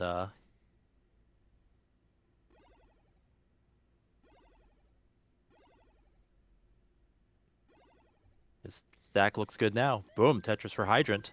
Boom, Tetris for Lewis. Hydrant, of course, the event, I don't want to self-promote, but he was the most recent winner of the most recent monthly tournament, besting a really, really good field. So certainly, and he was able to take this style all the way to the end of a really difficult tournament. So right, so it is tested and proven. But this day is long. Do you know how long the other tournament was in comparison to what we've been doing today? Well, they were shorter streams, because we're kind of breaking up the brackets, individual brackets, right? So it's a shorter thing. So this is a longer day for Hydrant for sure. On the other hand, most recently, he's been shown streaming for 10 hours at a time, trying to get 25 max outs in one session. So I think that's in preparation for what, you can reasonably anticipate to be a very long day. So the preparation is there. And plus, he had to qualify 2 hours. So that was not short. Yep. So it's just him having to get the execution where he's going to want it. Luis, meanwhile, good lead here, 107,000 point lead for Luis. Yeah, there are some misdrops that Hydrant had earlier, and he's digging down to rectify them, allowing Lewis to jump ahead.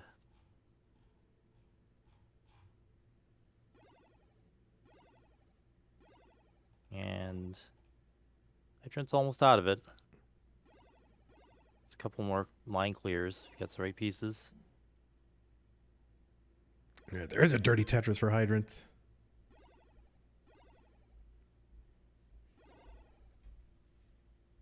And the T-spin set up. And there's a T. And he needed that T-spin to get that stack down so he get that long bar over to the left comfortably. Yeah, that was a little hairier than it looked.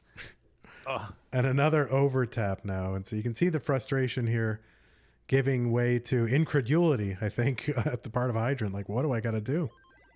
Yeah. It's even we could see where it should be going, and it's not getting there. Yeah, it's oh no, and Hydrant's board what a mess. breaking down.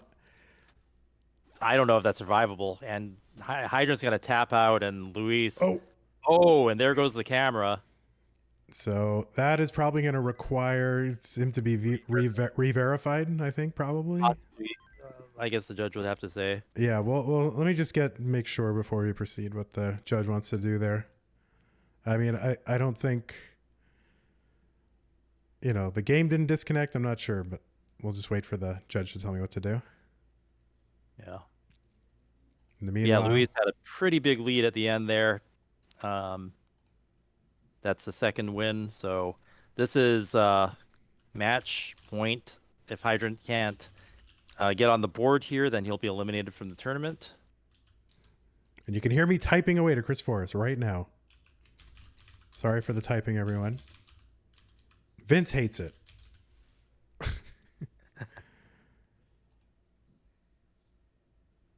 I just want to make sure because I don't know the full rules here. I just want to wait on a ruling before I continue.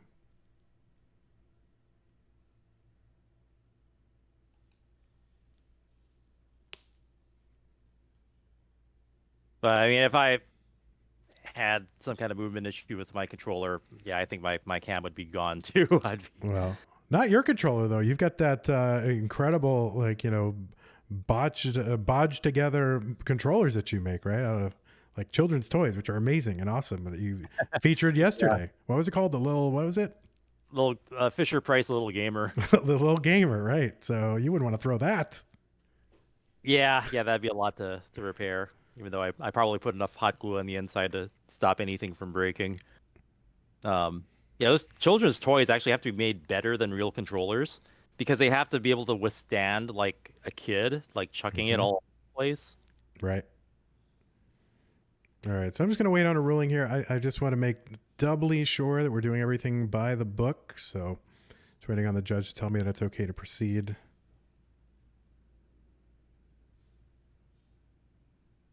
The other thing is that I tend to play with multiple cameras because I have them. So even if I chucked one camera, the other one would probably still be going. So I probably wouldn't need to get re-verified.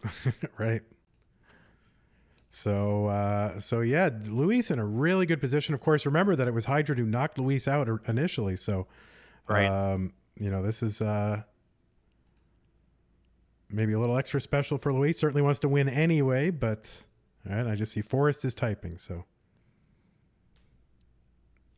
and I wish he would just say the words yes or no so I could proceed. But okay.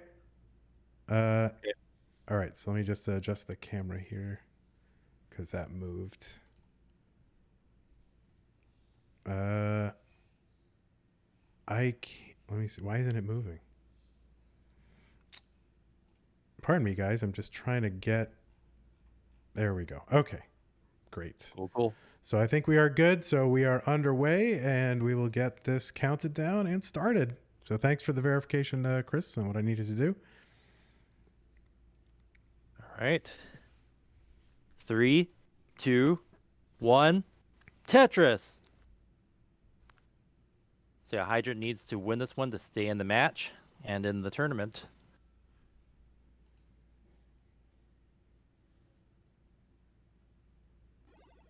And so often in this double elimination, it does end up, you end up having to play the person who knocked you down into the losers bracket. So I'm sure victory tastes a little extra sweet if you can get it.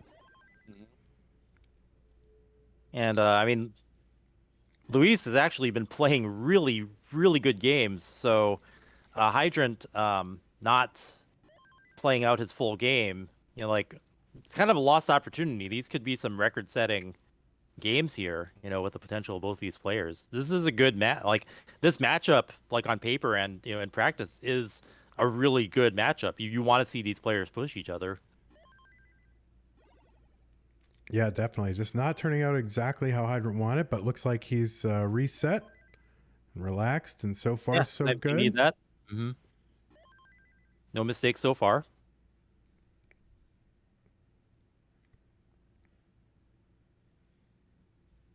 Good boards, both. Boom Tetris for Luis. Boom Tetris for Hydrant. Let's go.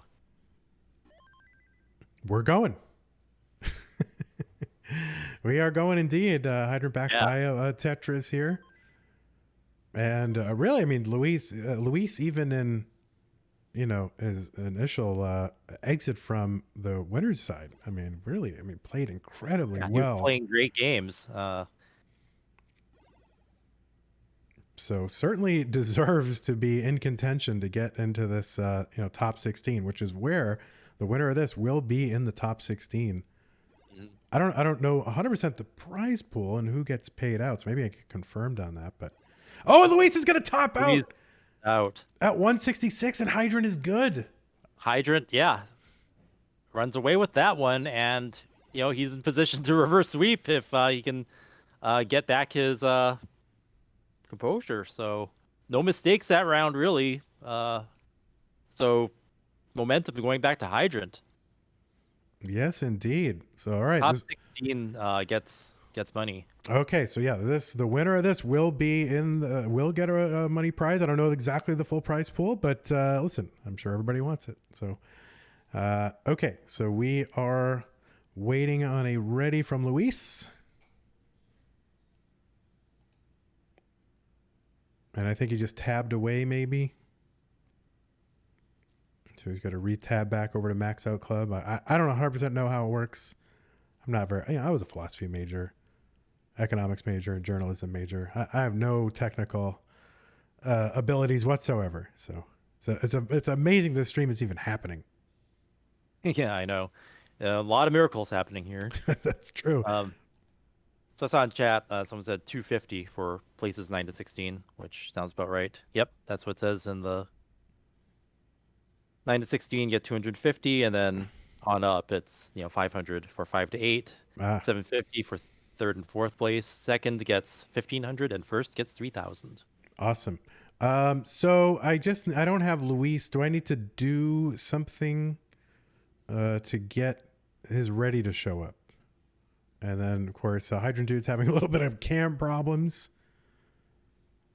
That's okay. Maybe I can kick... What exactly do I need to do? Maybe can I just end all game? Okay. Yeah, maybe that's what I need to do. Oh, no, he's ready. Okay. All right. Now it's Hydrant. Okay, we got to get Hydrant's camera back under control. Yes, indeed. That's all right. It'll all look good, and they're going to re-edit. I think they're going to edit all these each bracket into its own episode. I think so. Am I supposed to not say that? I don't know. Forget that I said that. But if they do some sort of post-produced thing, that's what counts. The rest of y'all are just kind of here as it happens. Cinema verite, seeing all the warts, and that's okay. So indeed, the winner here will be a top 16 player and make it into the prize money. So amazing.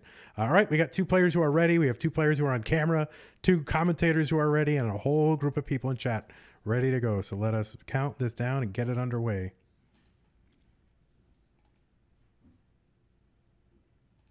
3, 2, 1, Tetris. So yeah, we'll see if Hydrant can continue maintaining his control. He did well last round. And Luis having the early top out there. It happens to the best of us. Mm-hmm. And more often. Yeah, we actually haven't seen an early top out from Luis pretty much all day. So yeah, not that early. So we'll see. Bounce back. I mean, it seems to be a very composed young man. So we will see what he can do. And of course, Hydrant having to, win 2 more in a row, needs a reverse sweep in order to stay in the competition. It's crazy to even think that here, but well, definitely. A lot of people, really had him picked as, one of the definitely top 8, if not taking it all the way to the eventual win. That's right. So but I mean, anything can happen, and this is why you got to play it out, right? We're here to find the best Tetris player in the world. That's how good these players are. Yes, indeed. Dirty Tetris from Hydrant Dude. 118 for him, 101 for Luis.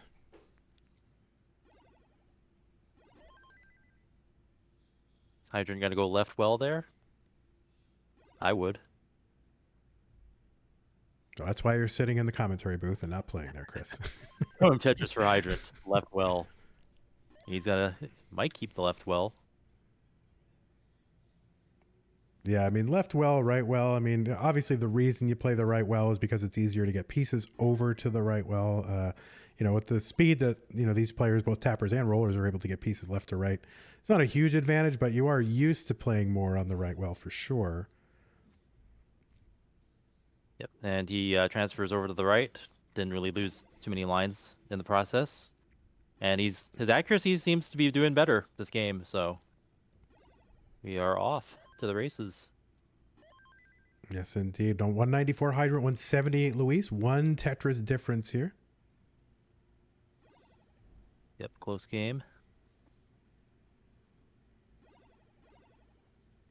I feel like Luis has gotten older in this very stream. Ooh. Like, I feel like, oh yeah, he's got... But I feel like we saw a young boy, and we're almost seeing a young man here, like just in the span of this one stream. Wow. Competition does that. You learn like in real time. That's right. Luis has seen some things, man.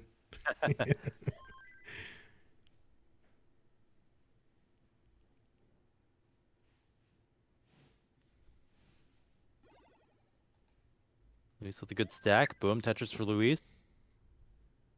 And Hydrant just waiting on the long bar. Ooh, he covered as well, like just before it came. He's got to wait longer.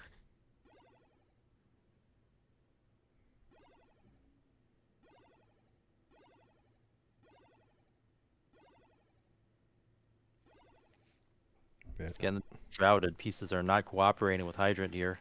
Oh, boom, Tetris for Hydrant. And Luis on a 31-piece drought as well, and just wants to be open for when that bar finally comes, if it ever does. But my God, give the man his bar here.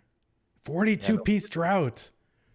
Yeah, he's set up nicely to burn stuff off, which is why 51-piece drought, and finally, boom, Tetris for Luis. Tetris for Luis. Holy yeah, that was moly. a massive drought. But yeah, I mean, Luis smartly building, with the two open gap on the right side, so that you can just burn off multiple types of pieces.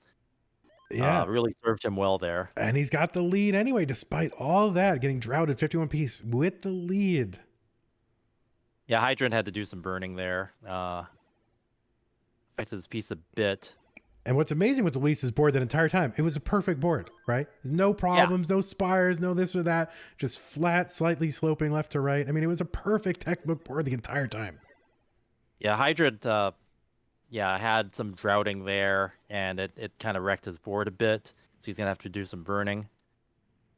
But fortunately, it's like his board's in this state because of droughts and having to settle for covering the well and that sort of thing, and not from control problems. So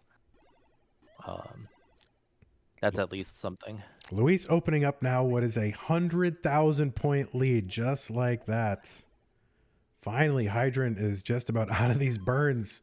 Another Tetris for Luis, and he's just piling on. Hydrant finally, free, and boom, Tetris for Hydrant. 100,000-point difference, and Hydrant they're both at 129 lines. So transition comes. Luis at 492K, Hydrant at 387K. Oh, Hydrant missing, getting the T all the way to the left there. Nothing fatal, but hopefully he can keep his composure and continue placing pieces where he wants them.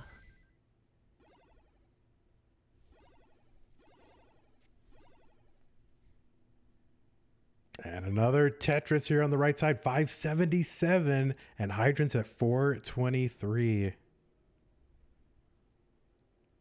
So yeah, now score is going to start playing a role here. Hydrant has some catching up to do. Another Tetris on the right side, 632. Hydrant with one, 455. Yeah. So yeah, Hydrant, actually playing deeper into 19 here. So it's at least gotten over the hurdle.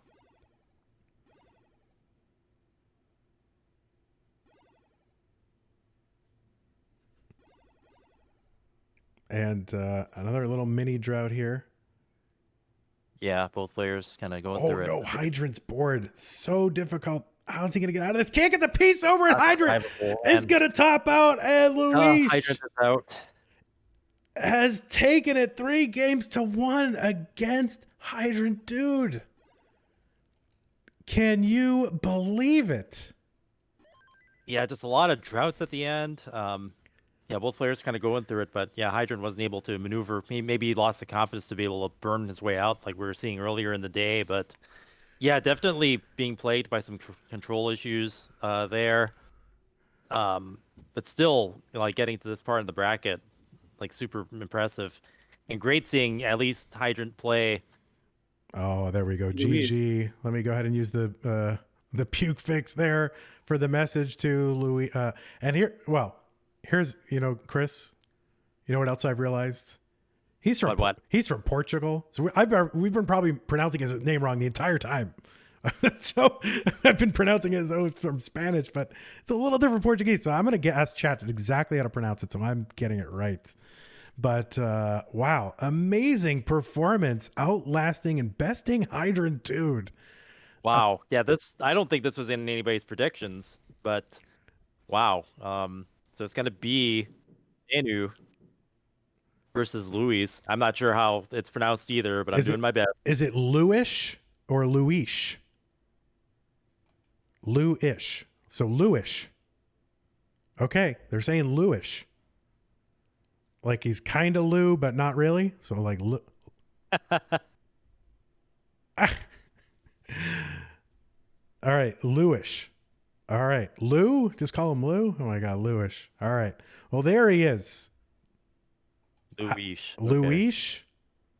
These people don't know how. Do you know how to like tell people how to pronounce something? This chat. They're saying the second one, but See, that's what we need on Pumpy's data sheet that we don't have. yeah. See, Pumpy, you failed us. Well, here we go. What has not failed us is the intensity and excitement of these matches. Incredible. What we have seen. I think that this is a, let me go ahead and open up our bracket here. Just bear with me for one moment while I get this hot stinger over there. Ready? Bracket. Vince went to all the trouble of making it, so darn it, we're going to use it. There it is.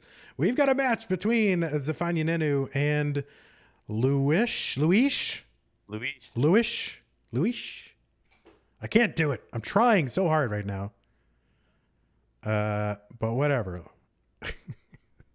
I need somebody definitively to tell me. So amazing. So we're gonna have coming up soon Zafania Nenu against Louis Tetris. But I'm getting some direction from. So all right. So Louis says it's hard to explain. Our pronunciation is fine. So all right. We're gonna go ahead and show you a thing. So I want you all to check this thing out, and we will be back after.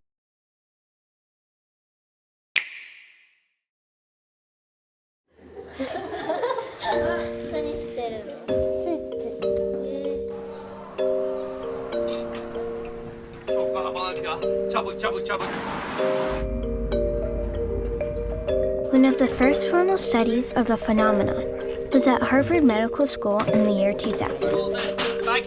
Participants played the game for 7 hours each, spread over the course of 3 days. Remarkably, 63% of the participants, almost 2/3, reported seeing imagery from the game hours after they finished playing, often just as they were falling asleep.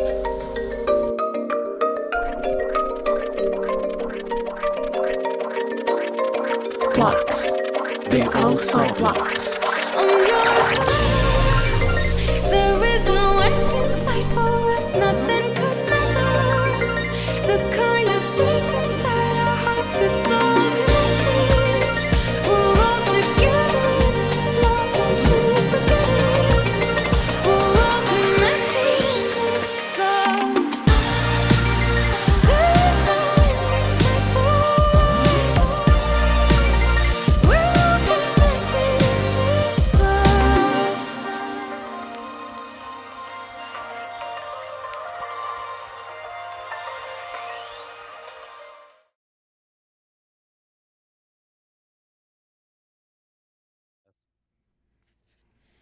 All right, everybody. Hey. We are back. It's your old pal We're Vandy back. and Chris Tang, the legend, really the legend, right here since the beginning. And now, I mean, did you ever imagine, Chris Tang, that when you were, brought into this thing in 2010 with a bunch of kind of old people playing this game and playing it when they were kids, and, getting what, 300, 400, 500,000 in competition if they were lucky. Now we're getting people playing past the kill screen, 1.2 million. I mean, crazy what has happened in the history of this tournament. Really funny. So I was actually one of those kids that played, back in the late 80s, early 90s. And I was in the 1990 NWC, and I think my PB was back then when I was a kid was like 500K, and it took me a while for me to get it like later on. But an NWC score is like like 1 million or 2 million. But that's because they multiply your score by 25 times. So I never thought I'd actually see like the real game be capable of having or requiring you to have Yeah. scores in 1 million Yeah. plus range Well, in an actual competition. So yeah, it blows my mind, and it blows my mind even more how far we've come just in the last 3 years alone, where it's like you thought your end of the road was, am I gonna get a max out ever in my lifetime? And now it's like you have to get a max out, and now it's like you have to get multiple max outs. Yeah. In addition against someone else who can also do that too.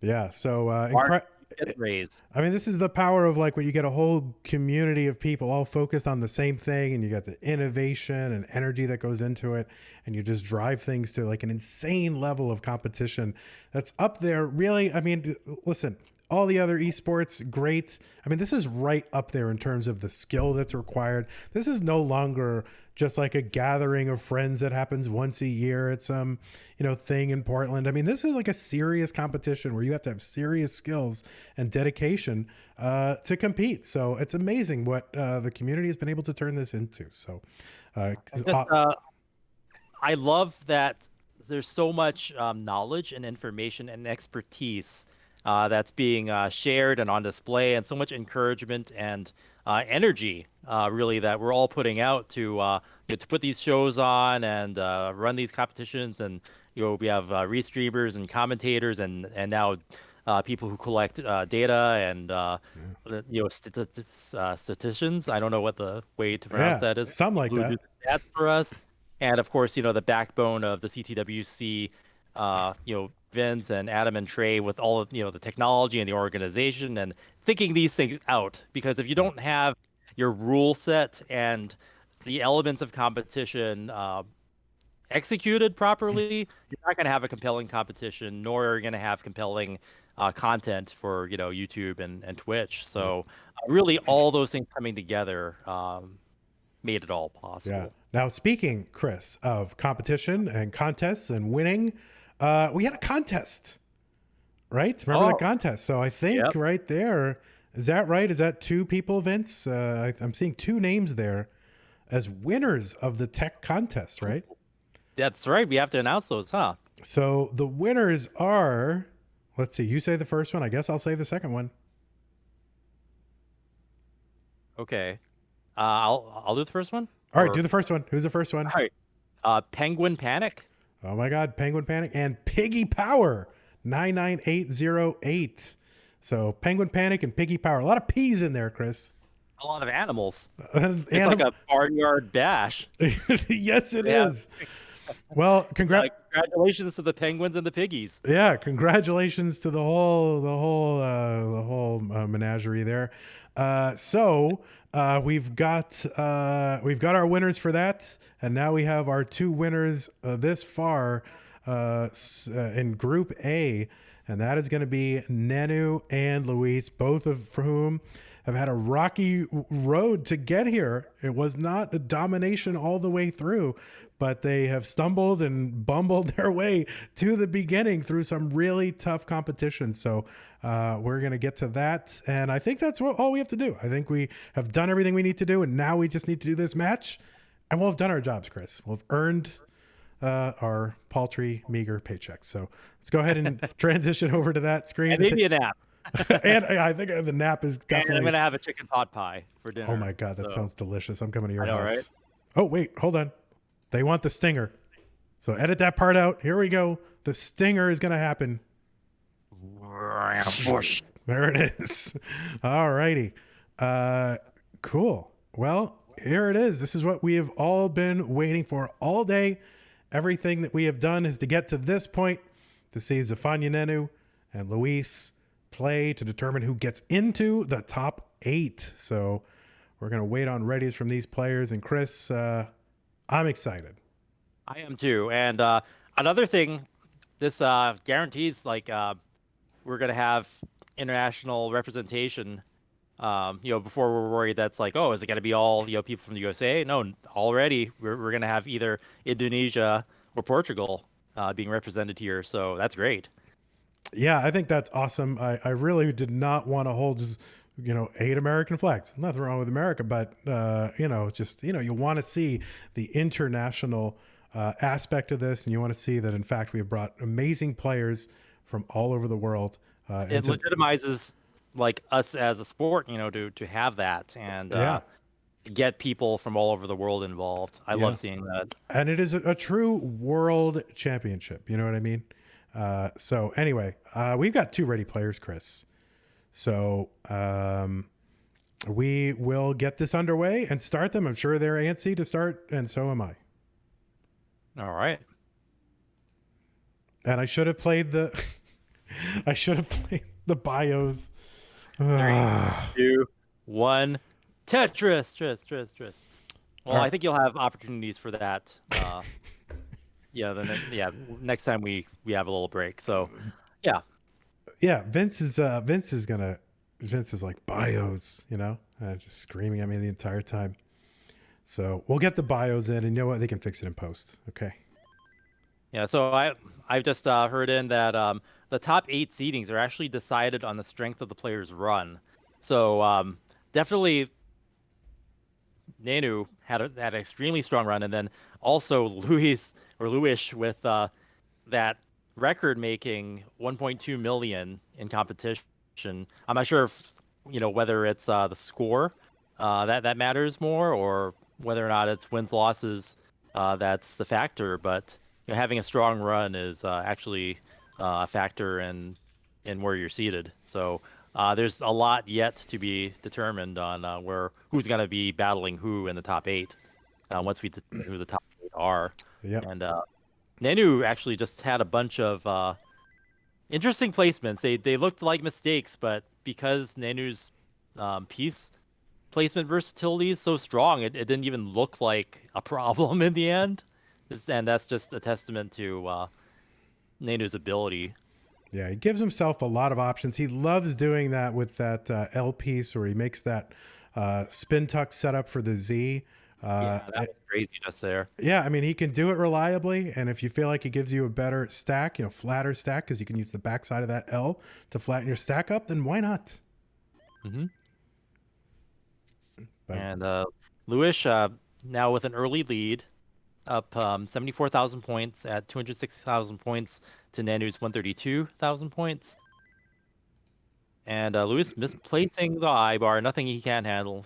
He'll probably, he chooses to lower his stack and start from the bottom. Now keep in mind what time it is in Indonesia where Nenu is. I'm gonna Google that right now. Hold on. First, let me mute my mic because, oh man, Vince will be so mad if he hears me typing.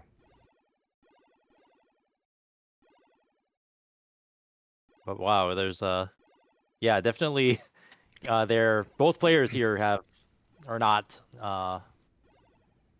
at a natural time. Yeah, no, 7:55 in the morning for Nenu right now, which means he started 6 hours ago at 2 a.m. Is that, I don't know how math works, but 1 or 2 a.m. very early or late depending. So, and Luis, it's like 2 a.m. from what I hear. Yeah. So also nobody gets up that early or stays up that late to go home. So both of these players, they want it.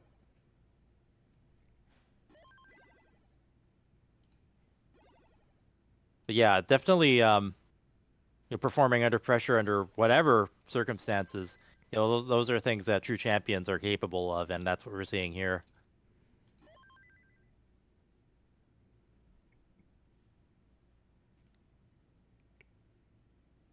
All right, Luis with the lead right here, 365, Nenu 323. So about a Tetris and a half, or just under 2 Tetris difference. Mm-hmm. But yeah, either way this goes, I mean, both these players already have so many interesting stories about their run. Luis with that 1.2 million score, and Nenu with a reverse sweep. It's already been a long day. Yeah, you bet. Amazing. I mean, I've really lived up to the billing. We didn't see a ton of these double huge max out kill screens, a couple of those, but really this has been really a lesson in just, being able to weather adversity and being able to just kind of stay focused amidst, and manage your own emotions, during the adversity that you're facing. So all of these players really have done amazing jobs of just staying focused for what is a really long day. Yeah, solid play. I mean, Luis is actually kind of the one to have to play a lot of matches today. And there's a kind of like a ramp up. Like his early games were like super, super strong, and then he went through kind of a slump, and then now he's back. Oh, Nenu missing a T-spin there. Yeah, and he's back just at the right time. I mean, this is, He knows how to burn that off too. Boom. yeah, I mean, against Hydrant Dude and against Nenu, these are, and have been some of the top players in the world for, a few years. So, to go up against that as just, a young kid, first CTWC is really an amazing performance regardless of the result here. Yeah. And regardless of the outcome, I mean, Luis, definitely people are going to be on notice now. This is a name to watch, and for other competitors, possibly a threat, and for others, maybe someone to be a fan of. So close to the transition now. 535 for Nenu, 518 for Luis. So very, very close. A little mini drought for Luis here, though.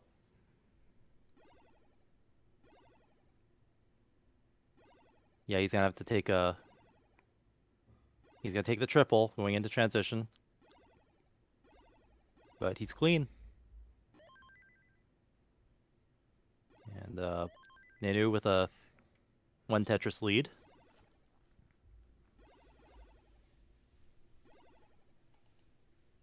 Boom, Tetris for Nenu. And boom, Tetris for Luis.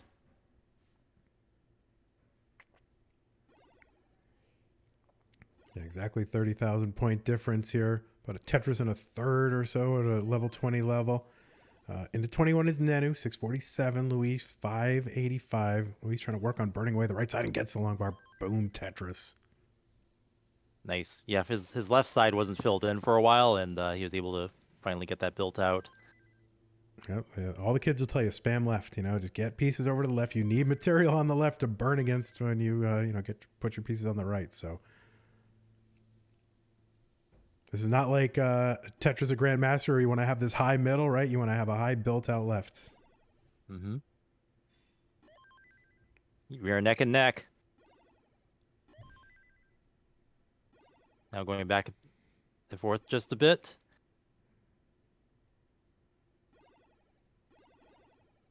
Nenu taking a triple. Still ahead, 43,000 points. Boom, Tetris for Luis.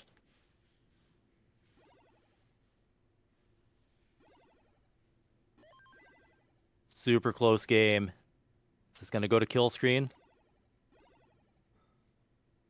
I guess we'll find out here. 756 for Nenu, Yeah. 796 for Luis. Ooh. Nenu's board kind of breaking down a bit, and he kind of looks to the left, and I think he kind of gave up a little Yeah, bit. I think he kind of he had no reason to completely give up there, and he looked at the screen. Maybe he thought he was ahead, but he was not, and Luis was actually ahead there. So Nenu topping out.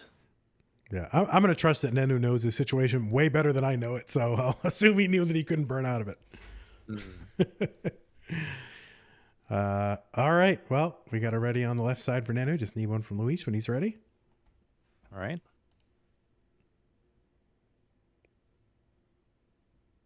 And Luis really on a Cinderella run here. All right, both players ready. Let us count. Let us show our player bios for a moment. We need to show that Nenu is 24, almost twice Luis's age. Finished fourth last year in Wow. CTWC, and Luis is first, of course, CTWC. And there you go. So this is what we need to see, and we have seen it. So let us go ahead and hide the player bios now. Start the countdown and get this started. So all right, I've made Vince happy. Well, not happy, but less upset with me. So there you go. 2, 1, Tetris.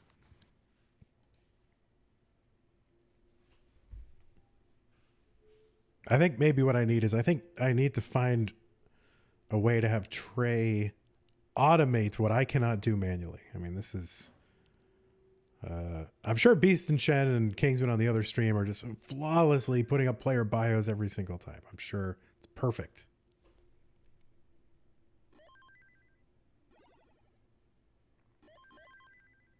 Oh, neck and neck, but we're still early on.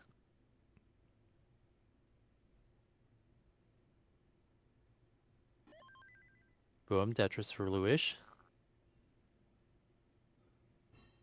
Nenu building up way high. Tucks and takes a triple. Boom, Tetris. Yep, finally, and another one for Nenu. So 98,000 for Nenu here in the early goings, 91 for Luis.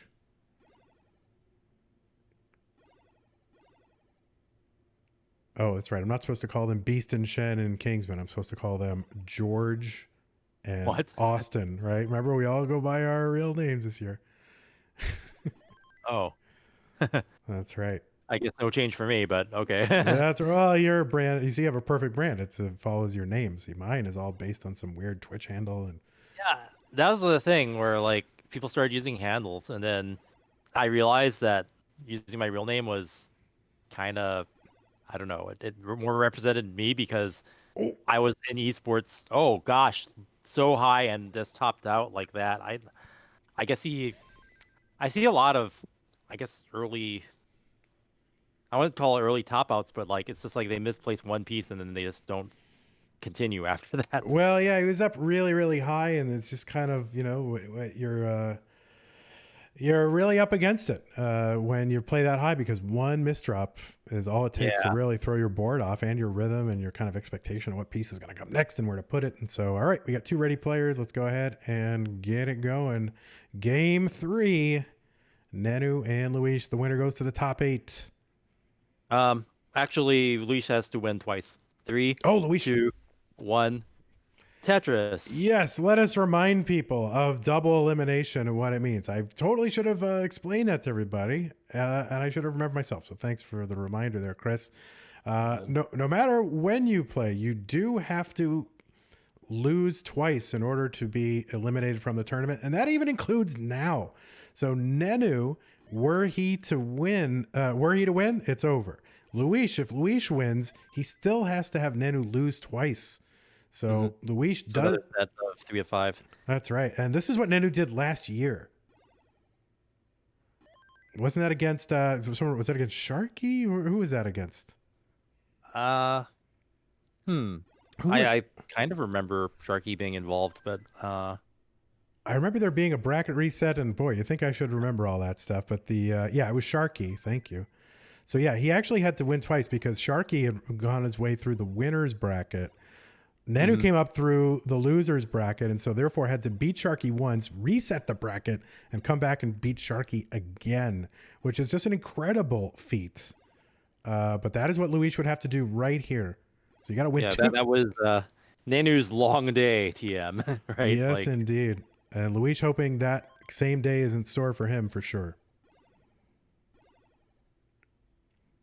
Oh, that's true. Yeah, and chat reminding me Sharky was the one who sent Nenu to the losers bracket as well. So it was a lot of matches between Nenu and Sharky, but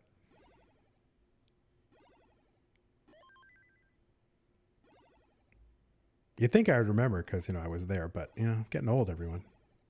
Nenu's been looking at the other, the max out club screen an awful lot this round. I don't know if you noticed that, but yeah, a lot of screen looking here. I mean, maybe we need to be giving more score checks, possibly 190 for Nenu, 56 for Luis. That's almost too much in a way. Well, I'm not going to be in a position to tell Nenu how to play, but it seems like a lot. Although you figure the stream lag from us would actually not be as good as him screen looking anyway. So yeah,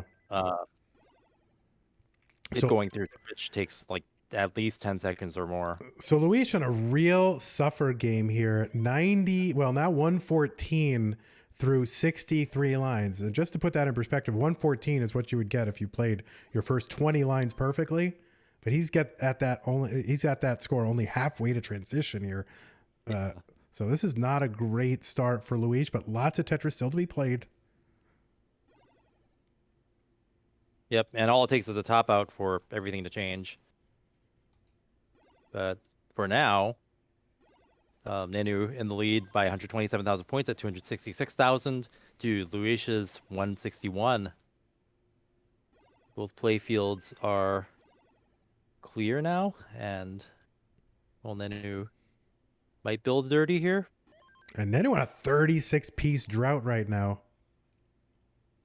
Finally gets the longboard to clear it down, but not good for Tetris yet. Still looking for that. Boom, Tetris for Nenu. Waiting for that. Yeah, now Luis actually able to sort of maintain or at least close that gap a little bit, so he's not as far back as it seemed before. Yeah. Although, yeah, he is kind of in a dirty well situation. See if he's gonna keep it or burn it. Yeah, he's kind of long bar. all right. He's gonna have to take that triple, so that should buy him a little time. The long bar's still not coming. 20-piece drought now gets a long bar just when he can't use it. And finally got it. Boom. Dirty Tetris for Luis. Yes, indeed.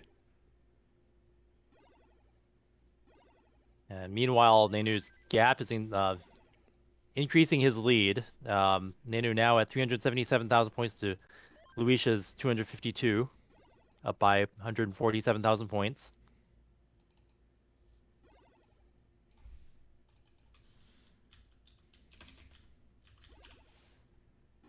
Luis with a nice spin there.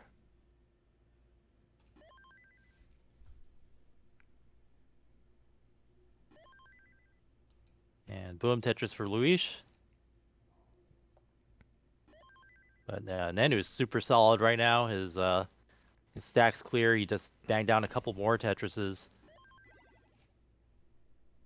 But yeah, both players are have their Tetris factories open and producing. Nenu gets a good tee for that left side of his screen. Really needed one.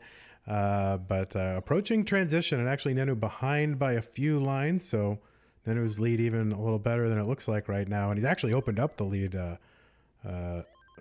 anywhere between 105 and 150. So, a little some mischiefs. Kind of a misdrop here. And some issues with the camera, but that's okay. No big deal. Luis going to transition 369. Pretty low transition, but, as long as you're still here, you still got a chance. Mm-hmm. And Nenu going for a double. Didn't take the aggressive route there. He's ahead, so that's probably fine. And boom, Tetris for Nenu. Boom, Tetris for Luis.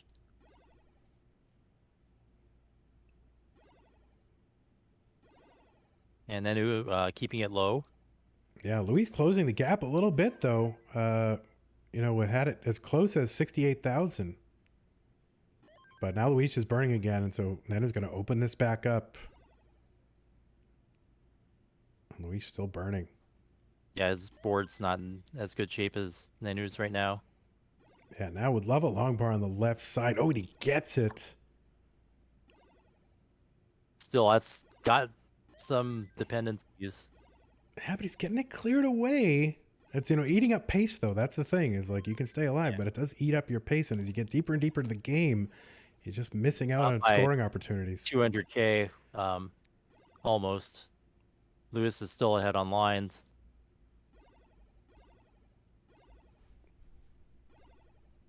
And Luis is going to dig his way out of it and just needs a long bar to sort of finish off this and gets it. Boom, Tetris for Luis. Amazing. But finds himself 171,000 points behind Nenu right now. Yeah, and Nenu's been keeping up the aggression, continuing to score Tetrises. Now at 707,000 with a 200K lead versus Luis's 511K. Nenu's stack's just looking so good right now.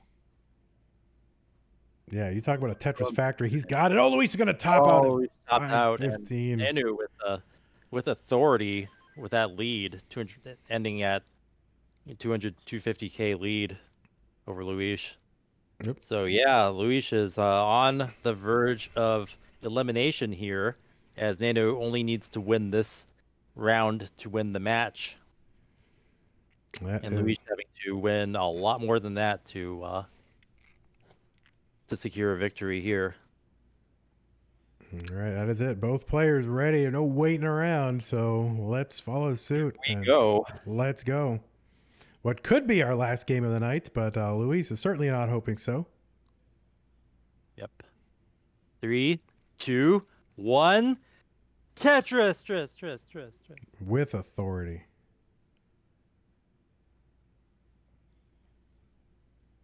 But yeah, this could be You know, we went from 2020 Nenu's long day could be Nenu's short day. Yeah. Not even having to, if he doesn't have to endure a bracket reset or anything. Yeah. That means he. Yeah, you talk about deserving a nap. I mean, definitely Nenu and Luis both. So, Mhm. and you got to admire, you know, the dedication and just the, you know, willingness to play at these odd hours. You know, you can't, you know, the truly worldwide tournament that takes place, you know, in people's homes, you can't set it up so that everyone has the ideal situation, you know, time wise for themselves. So, you know, you do the best you can to accommodate sort of the largest audience. Boom Tetris Nenu. 30 for Nenu, and then yeah, Luis with one right after that, and nice spin for Luis. Great adjustments from Nenu over on the left side to keep it clean. But yeah. Yeah, it looks like Nenu's had a few misplacements that he shakes his head at, but I mean he fixes it right up. So it's not phasing his ability later on, but I mean, even though he hasn't had to play as many matches, he still had to stay awake all this time. Oh yeah, for sure. I mean, oh, look at that adjustment for Luis there.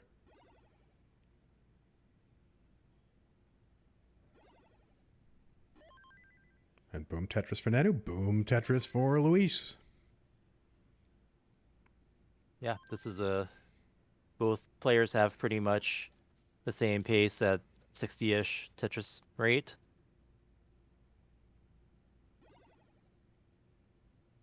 Neck and neck. There it is, Luis in a little mini drought, but that's okay. Takes a triple into the Tetris.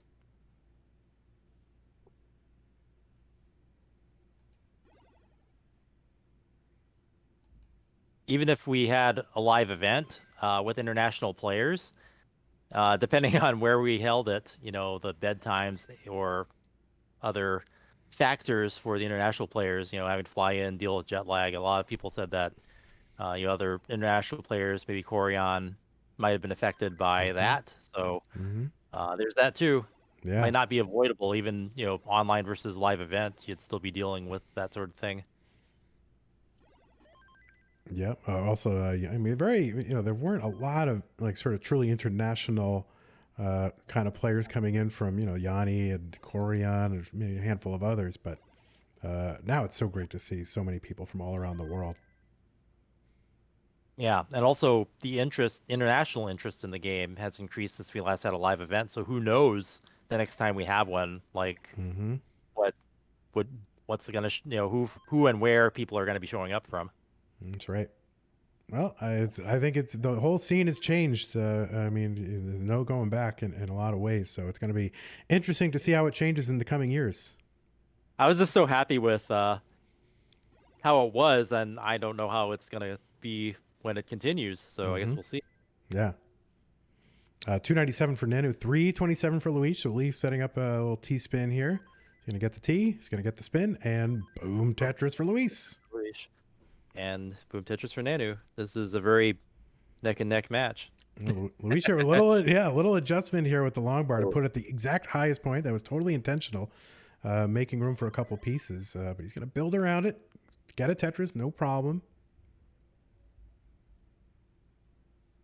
And they are super neck and neck.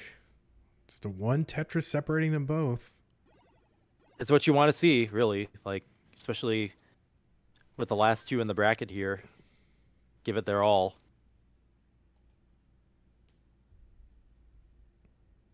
Wow, that last frame rotation from Nenu. Yeah, you'll see a lot of crazy, huge, big brain stuff from Nenu. Yeah. I don't know how he's looking at the max out club screen so much and able to maintain concentration like that. Yeah, it's crazy to me. 421 here for Nenu, 468 for Luis.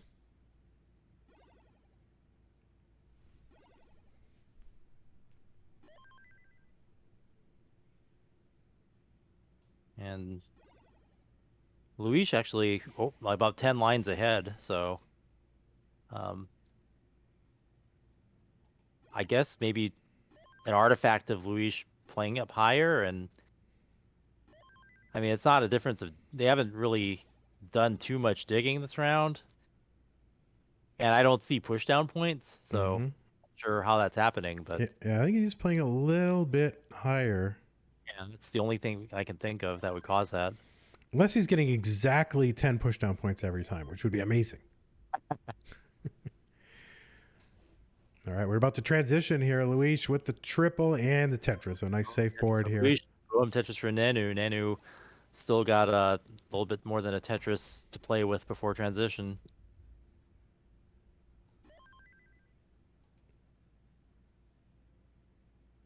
All right, Luis, another triple into a Tetris. Yeah, Nenu really setting up here for transition. Boom, Tetris for Nenu. All right, good. Nice Doing it with board. the Tetris.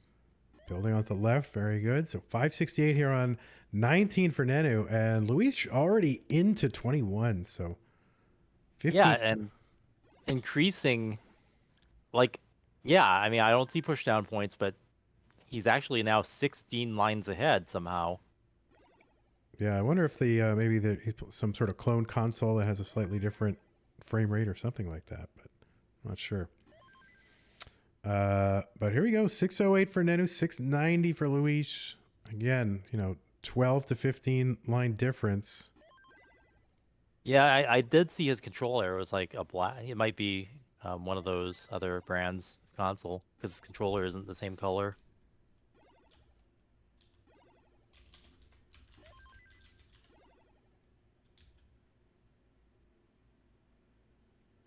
Yeah, Luis with a pretty big lead nonetheless. I mean, that's 3 or 4 Tetris difference there.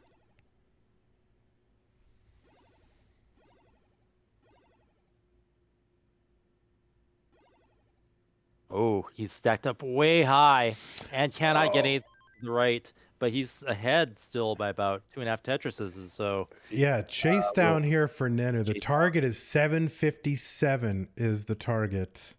757 target for Nenu. And so he's got all day to get this done.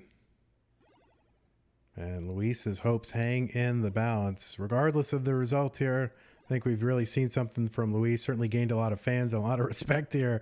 And you can't sleep on a 57 seed, can you? yeah, I mean, depending on how you do in quals, I think he was kind of underrated, to be honest. Yeah, you bet. Tetris for Nenu. One more will secure Nenu's victory here, ensuring his first day this year is a short one. Let's win for the long bar. And boom, Tetris for Nenu. And there it is. Nenu is going to the top 8. For the second year in a row. Yes, indeed. What a crazy, crazy thing. What a feat. I mean, it's such a difficult field to get to the top 8 twice in a row. This was a crazy, crazy field. And wow. I mean, just when I look at it, like everyone from like Jesper to Dan V like started getting super strong later in the day. And of course, Hydrant was really favored for this bracket. A lot of people just predicted either Hydrant or Nenu, but Nenu definitely with a consistency advantage, I think. Like that was such a big factor. But still having to play through all of this. And but this time, wow, Nenu's performance, not losing along the way. So a contrast to last year where he had to do it all through the losers bracket. This year he did it all through the winners bracket. Yes, indeed. I will get our winner scene out in a moment, but we were just having a little bit of trouble because it wasn't entirely set up. So just bear with me for 1 second. Okay, there it is. Yes. Okay, it is now set up. And there he is, Nenu. So there is wonderful Nenu. Let me see. We get a little direction here. Okay, so I think we want to go ahead and maybe... Whoops, here we go. We're going to figure this out. This scene is not built out the way that I thought it was. Okay, just bear with me for 1 second. But we're going to talk to Luis. Yes, indeed. He's our runner-up and definitely name to watch out for going on to the future. We'll definitely be whoops. seeing more of Luis. Yes, indeed. Okay, yeah. Already setting a record in his debut here, with a 1.2 million in competition. Super strong showing. Yes, indeed. All right, so let me drag here. Let's make sure we're getting this guy over here. And let me get his name in there. So just bear with me. This scene was not built out the way that it should have been. So I'm building it out right now in front of you. There it is, and I don't have the accent mark over the I. Don't kill me, okay, everybody? And there he is. Wow. All right, so I think we got to figure out how to get him into chat, because I think we want to talk. So how do we do this? We need to get Luis into the interview thing. So how do we drag him in here? Somebody help me out. I guess first Chris Forrest is going to sleep, but we still need some help. So I need some help getting Luis into here. So please don't leave yet. I don't know where he is. Luis, are you able to go into CT interview 1? We need someone to be able to add him to it, and I don't have the perms to do it. So moderators, I am not a moderator somehow. That's all right. This will all be seamless on the broadcast, by the way. This is all just like stream, whatever. On the broadcast itself, it'll be seamless. You won't even know all this awkwardness happened. All right, so Luis is in CT1, so I'm going to drag him in here. And I don't have the perms to drag him in, so I need a moderator to do it. So any moderators? He's in here. Luis? Hello. Hey. Hello. Hello. How's it going? Okay. Everything's all right. I'm a bit tired. It's 2 a.m., but Yeah. you know, You made a very impressive performance here in your CTWC debut. Congratulations on setting the record with a 1.2 million score in competition. That was Thank you. very impressive, especially early on in your run. We thought you were going to sweep Hydrant. That was amazing. And you definitely survived longer to get to the end of the bracket where you had to fight Nenu. So definitely you've become someone to look out for. Can we get your thoughts on the journey? What did you think? Who was your favorite opponents, and anything else you want to say? yeah, so my first match against Hydrant was probably my favorite one. On the first game, I got 1.2, and that was actually my personal best. Nice. As well. Congrats on the personal best. Thank you. And I was really happy. And then I got back-to-back max outs. Yeah. So it was really good, but then unfortunately I lost. Yeah, I know. It's when someone else maxes out, then what can you do, right? Yeah. I was thinking about I need to make a really deep run into losers if I want to get a chance. When I came here, I was not even expecting of making top 32 or 16. I thought I was going to get to losers, win one match in losers, and then lose it all. But yeah, I made it to top 16. Yeah. When I won Eyeball, I was like, okay, I won Eyeball. Then I went to play Jesper. I was a bit scared about Jesper because he's a roller and we don't know what rollers can make at all. Yeah. So he can just pull off 200k post and Yeah, him playing during put the game out of reach. Yeah. Did that factor in? Because your very early games here, Luis, this is Vandy, by the way. So your very okay. your very early games were very high pace going into transition 19. Yeah. Is that typical for you? Are you or is that something where you just popped off in the moment? I think it was. I also popped off at the moment, and it was my mindset at the time was like, I don't do this a roller. He has the world record, so I need to go for high transitions if I want to get a chance. Yeah. Yeah, amazingly, I mean, so Tegamek or Jesper, a roller. Hydrant Dude, a roller. Now, Hydrant Dude knocked you out of the winner's bracket to start off the match, start off the bracket, and you come back and you eliminated both rollers from the bracket. Players that, you know, had a legitimate shot, and a lot of players do, but players who really have a higher than average chance of going to, you know, the top 8 and the finals and maybe more. So I don't know. Is this a boost of confidence for you? I mean, what does this mean for your future here? Yeah, this make the top 16 of CTWC gives me a lot of confidence, and for me it shows that I can make something, and yeah, and means that I'm pretty good at the game. Yes, you would agree. Yeah, I would agree. All right. Well, you know, you didn't quite make it all the way, but I think this experience certainly has to give you a lot of confidence. And are you going to keep playing? I mean, this game. There's a lot of competitive stuff throughout the year. So. Yes, I will probably continue playing this game unless something happens. So. Yeah, and you're in the money, the top 16, so you're going to get a little bit of PayPal there. So you got any plans for how you're going to spend it? I don't know. Good. Well, that's a good answer. Yeah, how are you supposed to know? You're a young guy. You're just like, I don't know. Yeah, whatever. I'm 14. Yeah, exactly. Yeah. And, you know, with that, we're really looking forward to seeing you compete more and see how you do next year. You were kind of a dark horse. Not a lot of people were expecting such a strong performance, and now everyone's on notice. People are going to have their eye on you. Yeah, when I was looking into Elos spreadsheet before the matches, and it showed that I had a 0.1% of winning the bracket. Oh man!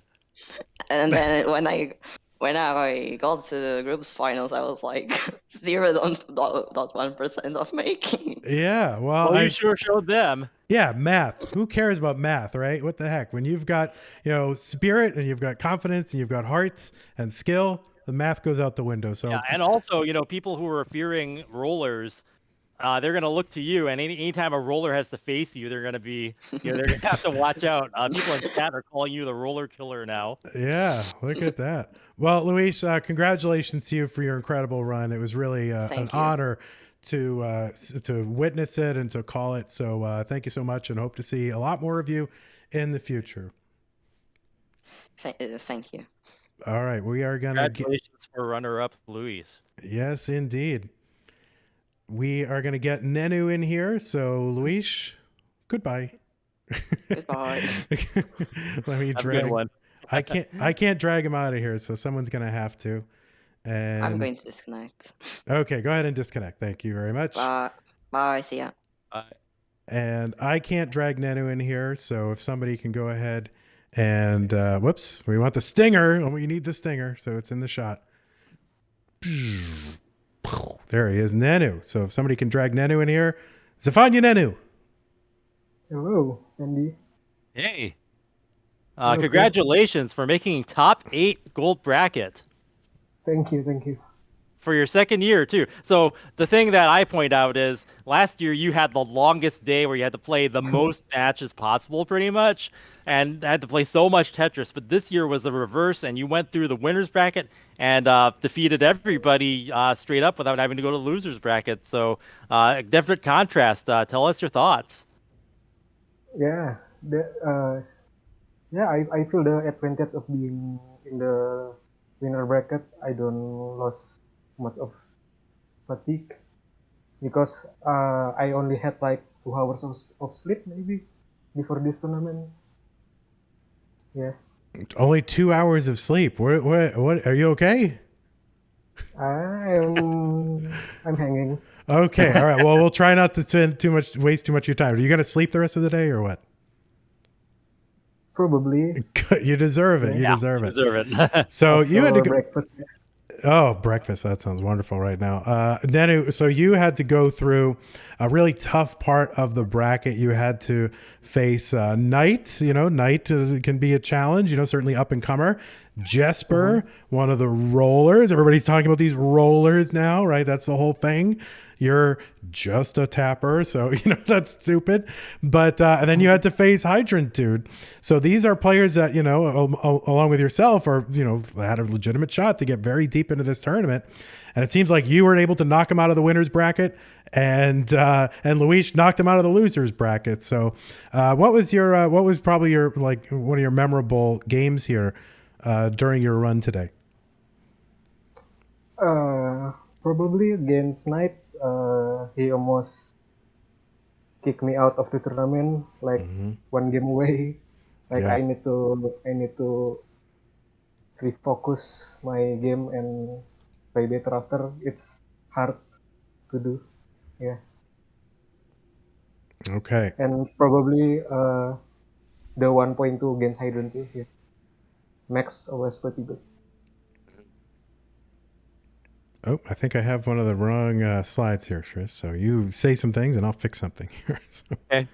So Nenu, was there any point in your run where you thought that you had to, you might have to play differently, or were you just kind of playing the same way you always do?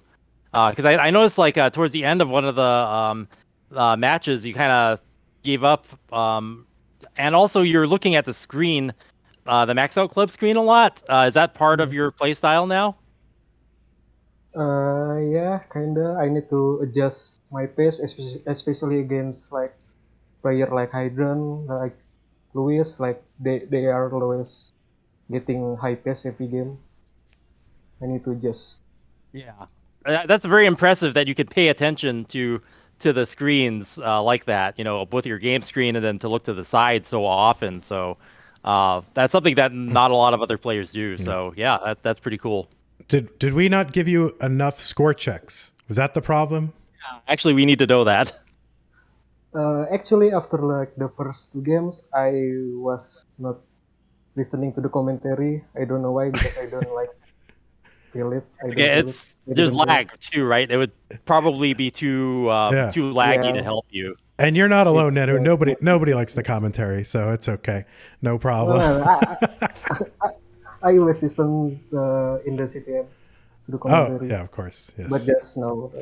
Yeah, no, you have a focus here. So, Nenu, what will you be doing to prepare yourself? You've got, November 14th is more than a month away. It's a long time. So what's your preparation going to be? More Tetris.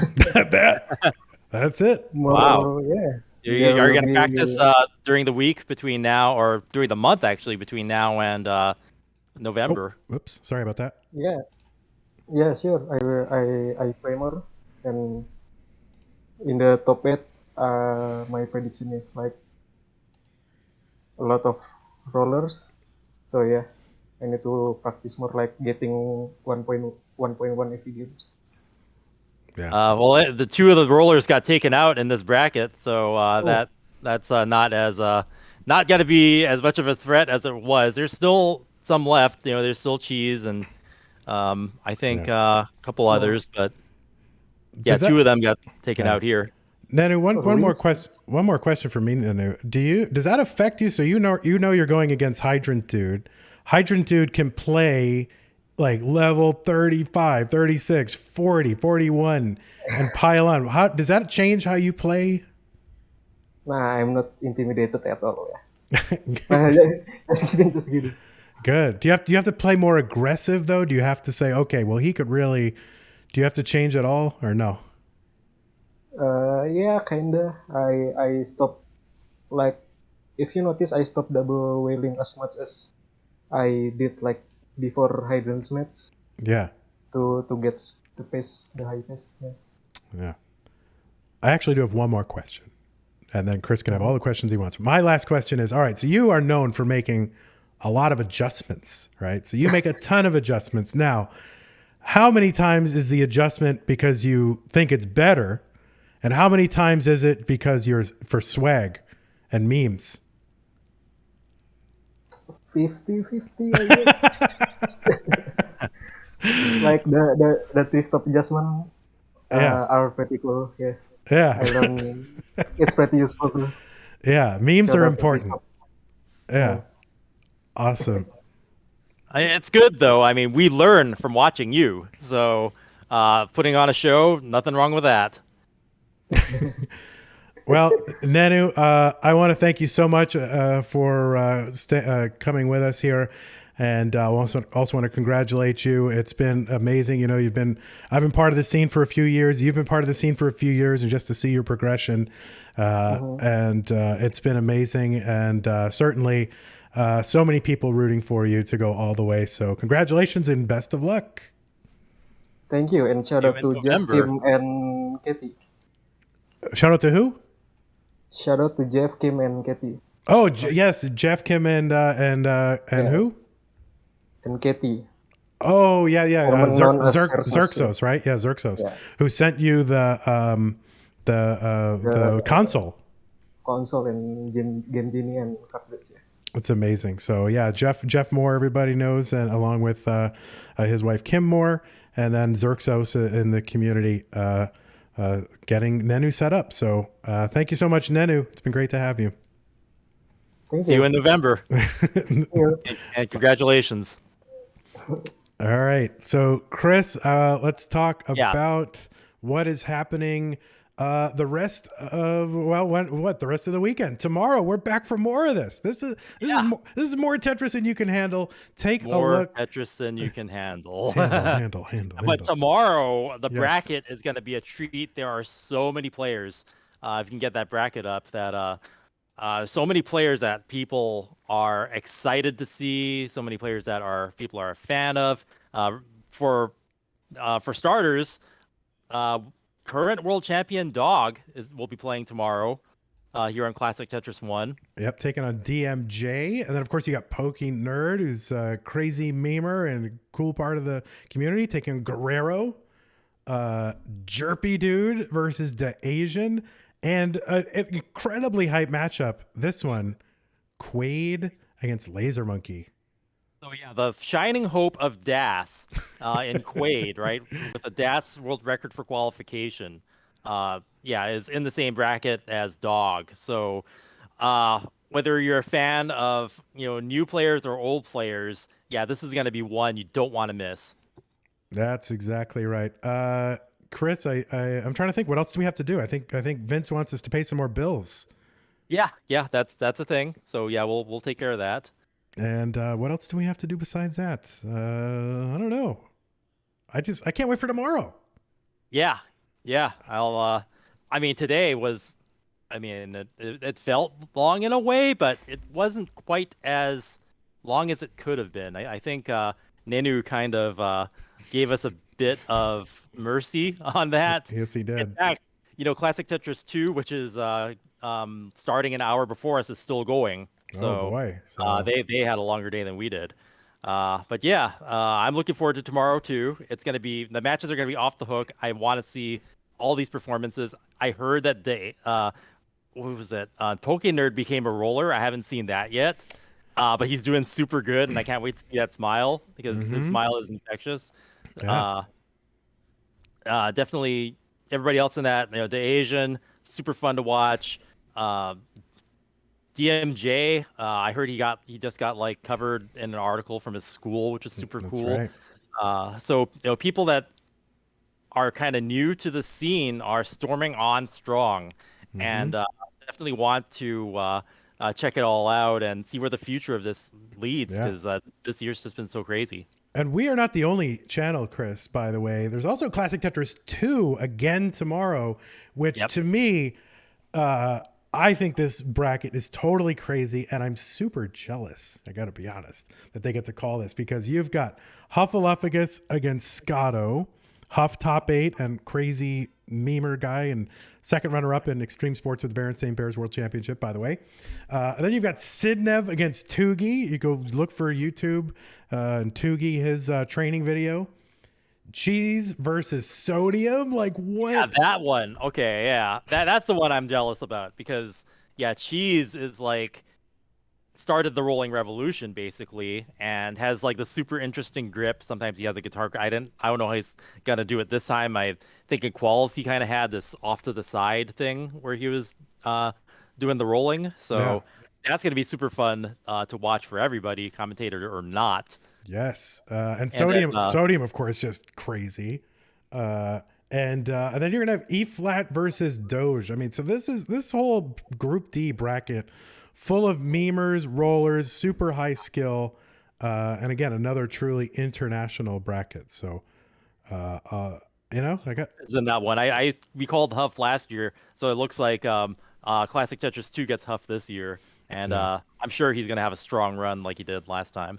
Yes, indeed. So, Chris, I think we have to thank a few folks here. So definitely, I'll start it off.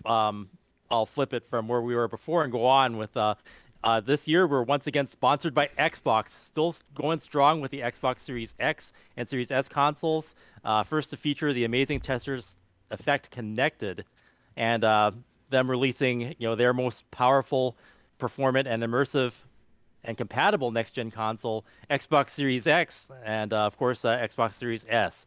So big shout-outs to Xbox for sponsoring us again. It's great to have such a powerful brand fueling what we do for competitive Tetris. Yes, indeed. And we would be remiss if we did not thank a new sponsor this year, which is Twitch. So Twitch is one of our sponsors, launched in 2011. Twitch is an interactive live streaming service. You may be familiar with it for content spanning gaming, entertainment, sports, music, and more at any given moment on average. Did you know that Twitch has more than 2.5 million people coming together from all over the globe to interact around this distinct form of entertainment that is created by the shared interactions of millions? There is something for everyone on Twitch, including Classic Tetris, which is here for you.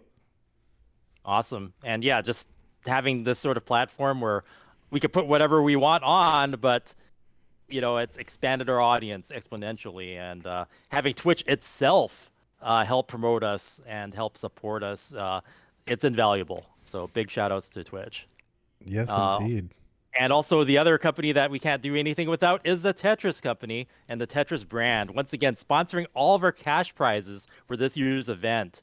So the prize pool, $10,000, first place $3,000, and then going on down, all possible thanks to Tetris.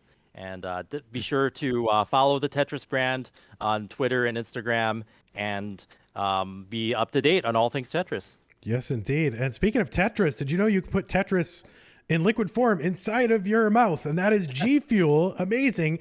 This year's Tetris World Championship is brought to you by G Fuel, the official energy drink of esports. You got to try their new Tetris Blast flavor. It tastes like rainbow candy. And I'm going to get some of this right now. And you can get 25% off at gfuel.com with the code CTWC25. Offer ends November 15th. So, better get it over there now and order like all of it. So amazing. And lastly, but not leastly, we want to thank Enhanced Games for Tetris Effect Connected, which just released on Nintendo Switch yesterday on October 8th. So go out and get that if you have a Nintendo Switch. It's also cross-platform compatible, so you could play, if you own it on one system, you could play players that own it on all the other systems. Xbox and PlayStation 4, and on Steam and Epic Games Store, Oculus, everything else. It features the CTWC inspired mode, Classic Score Attack. So you could play CTWC type matches online in the game with same piece sets and everything without having to go out and buy a CRT TV or NES with old cartridges and all that stuff. It's all in Tetris Effect Connected, and it's all connected. So thanks to Enhanced Games for sponsoring us once again. Is it okay if I do something here? Because, it's so hard for us during the broadcast to call out our wonderful supporters in the viewing community who subscribe and donate bits and things like that. And I think they deserve to be called out. So, Chris, would it be okay for me?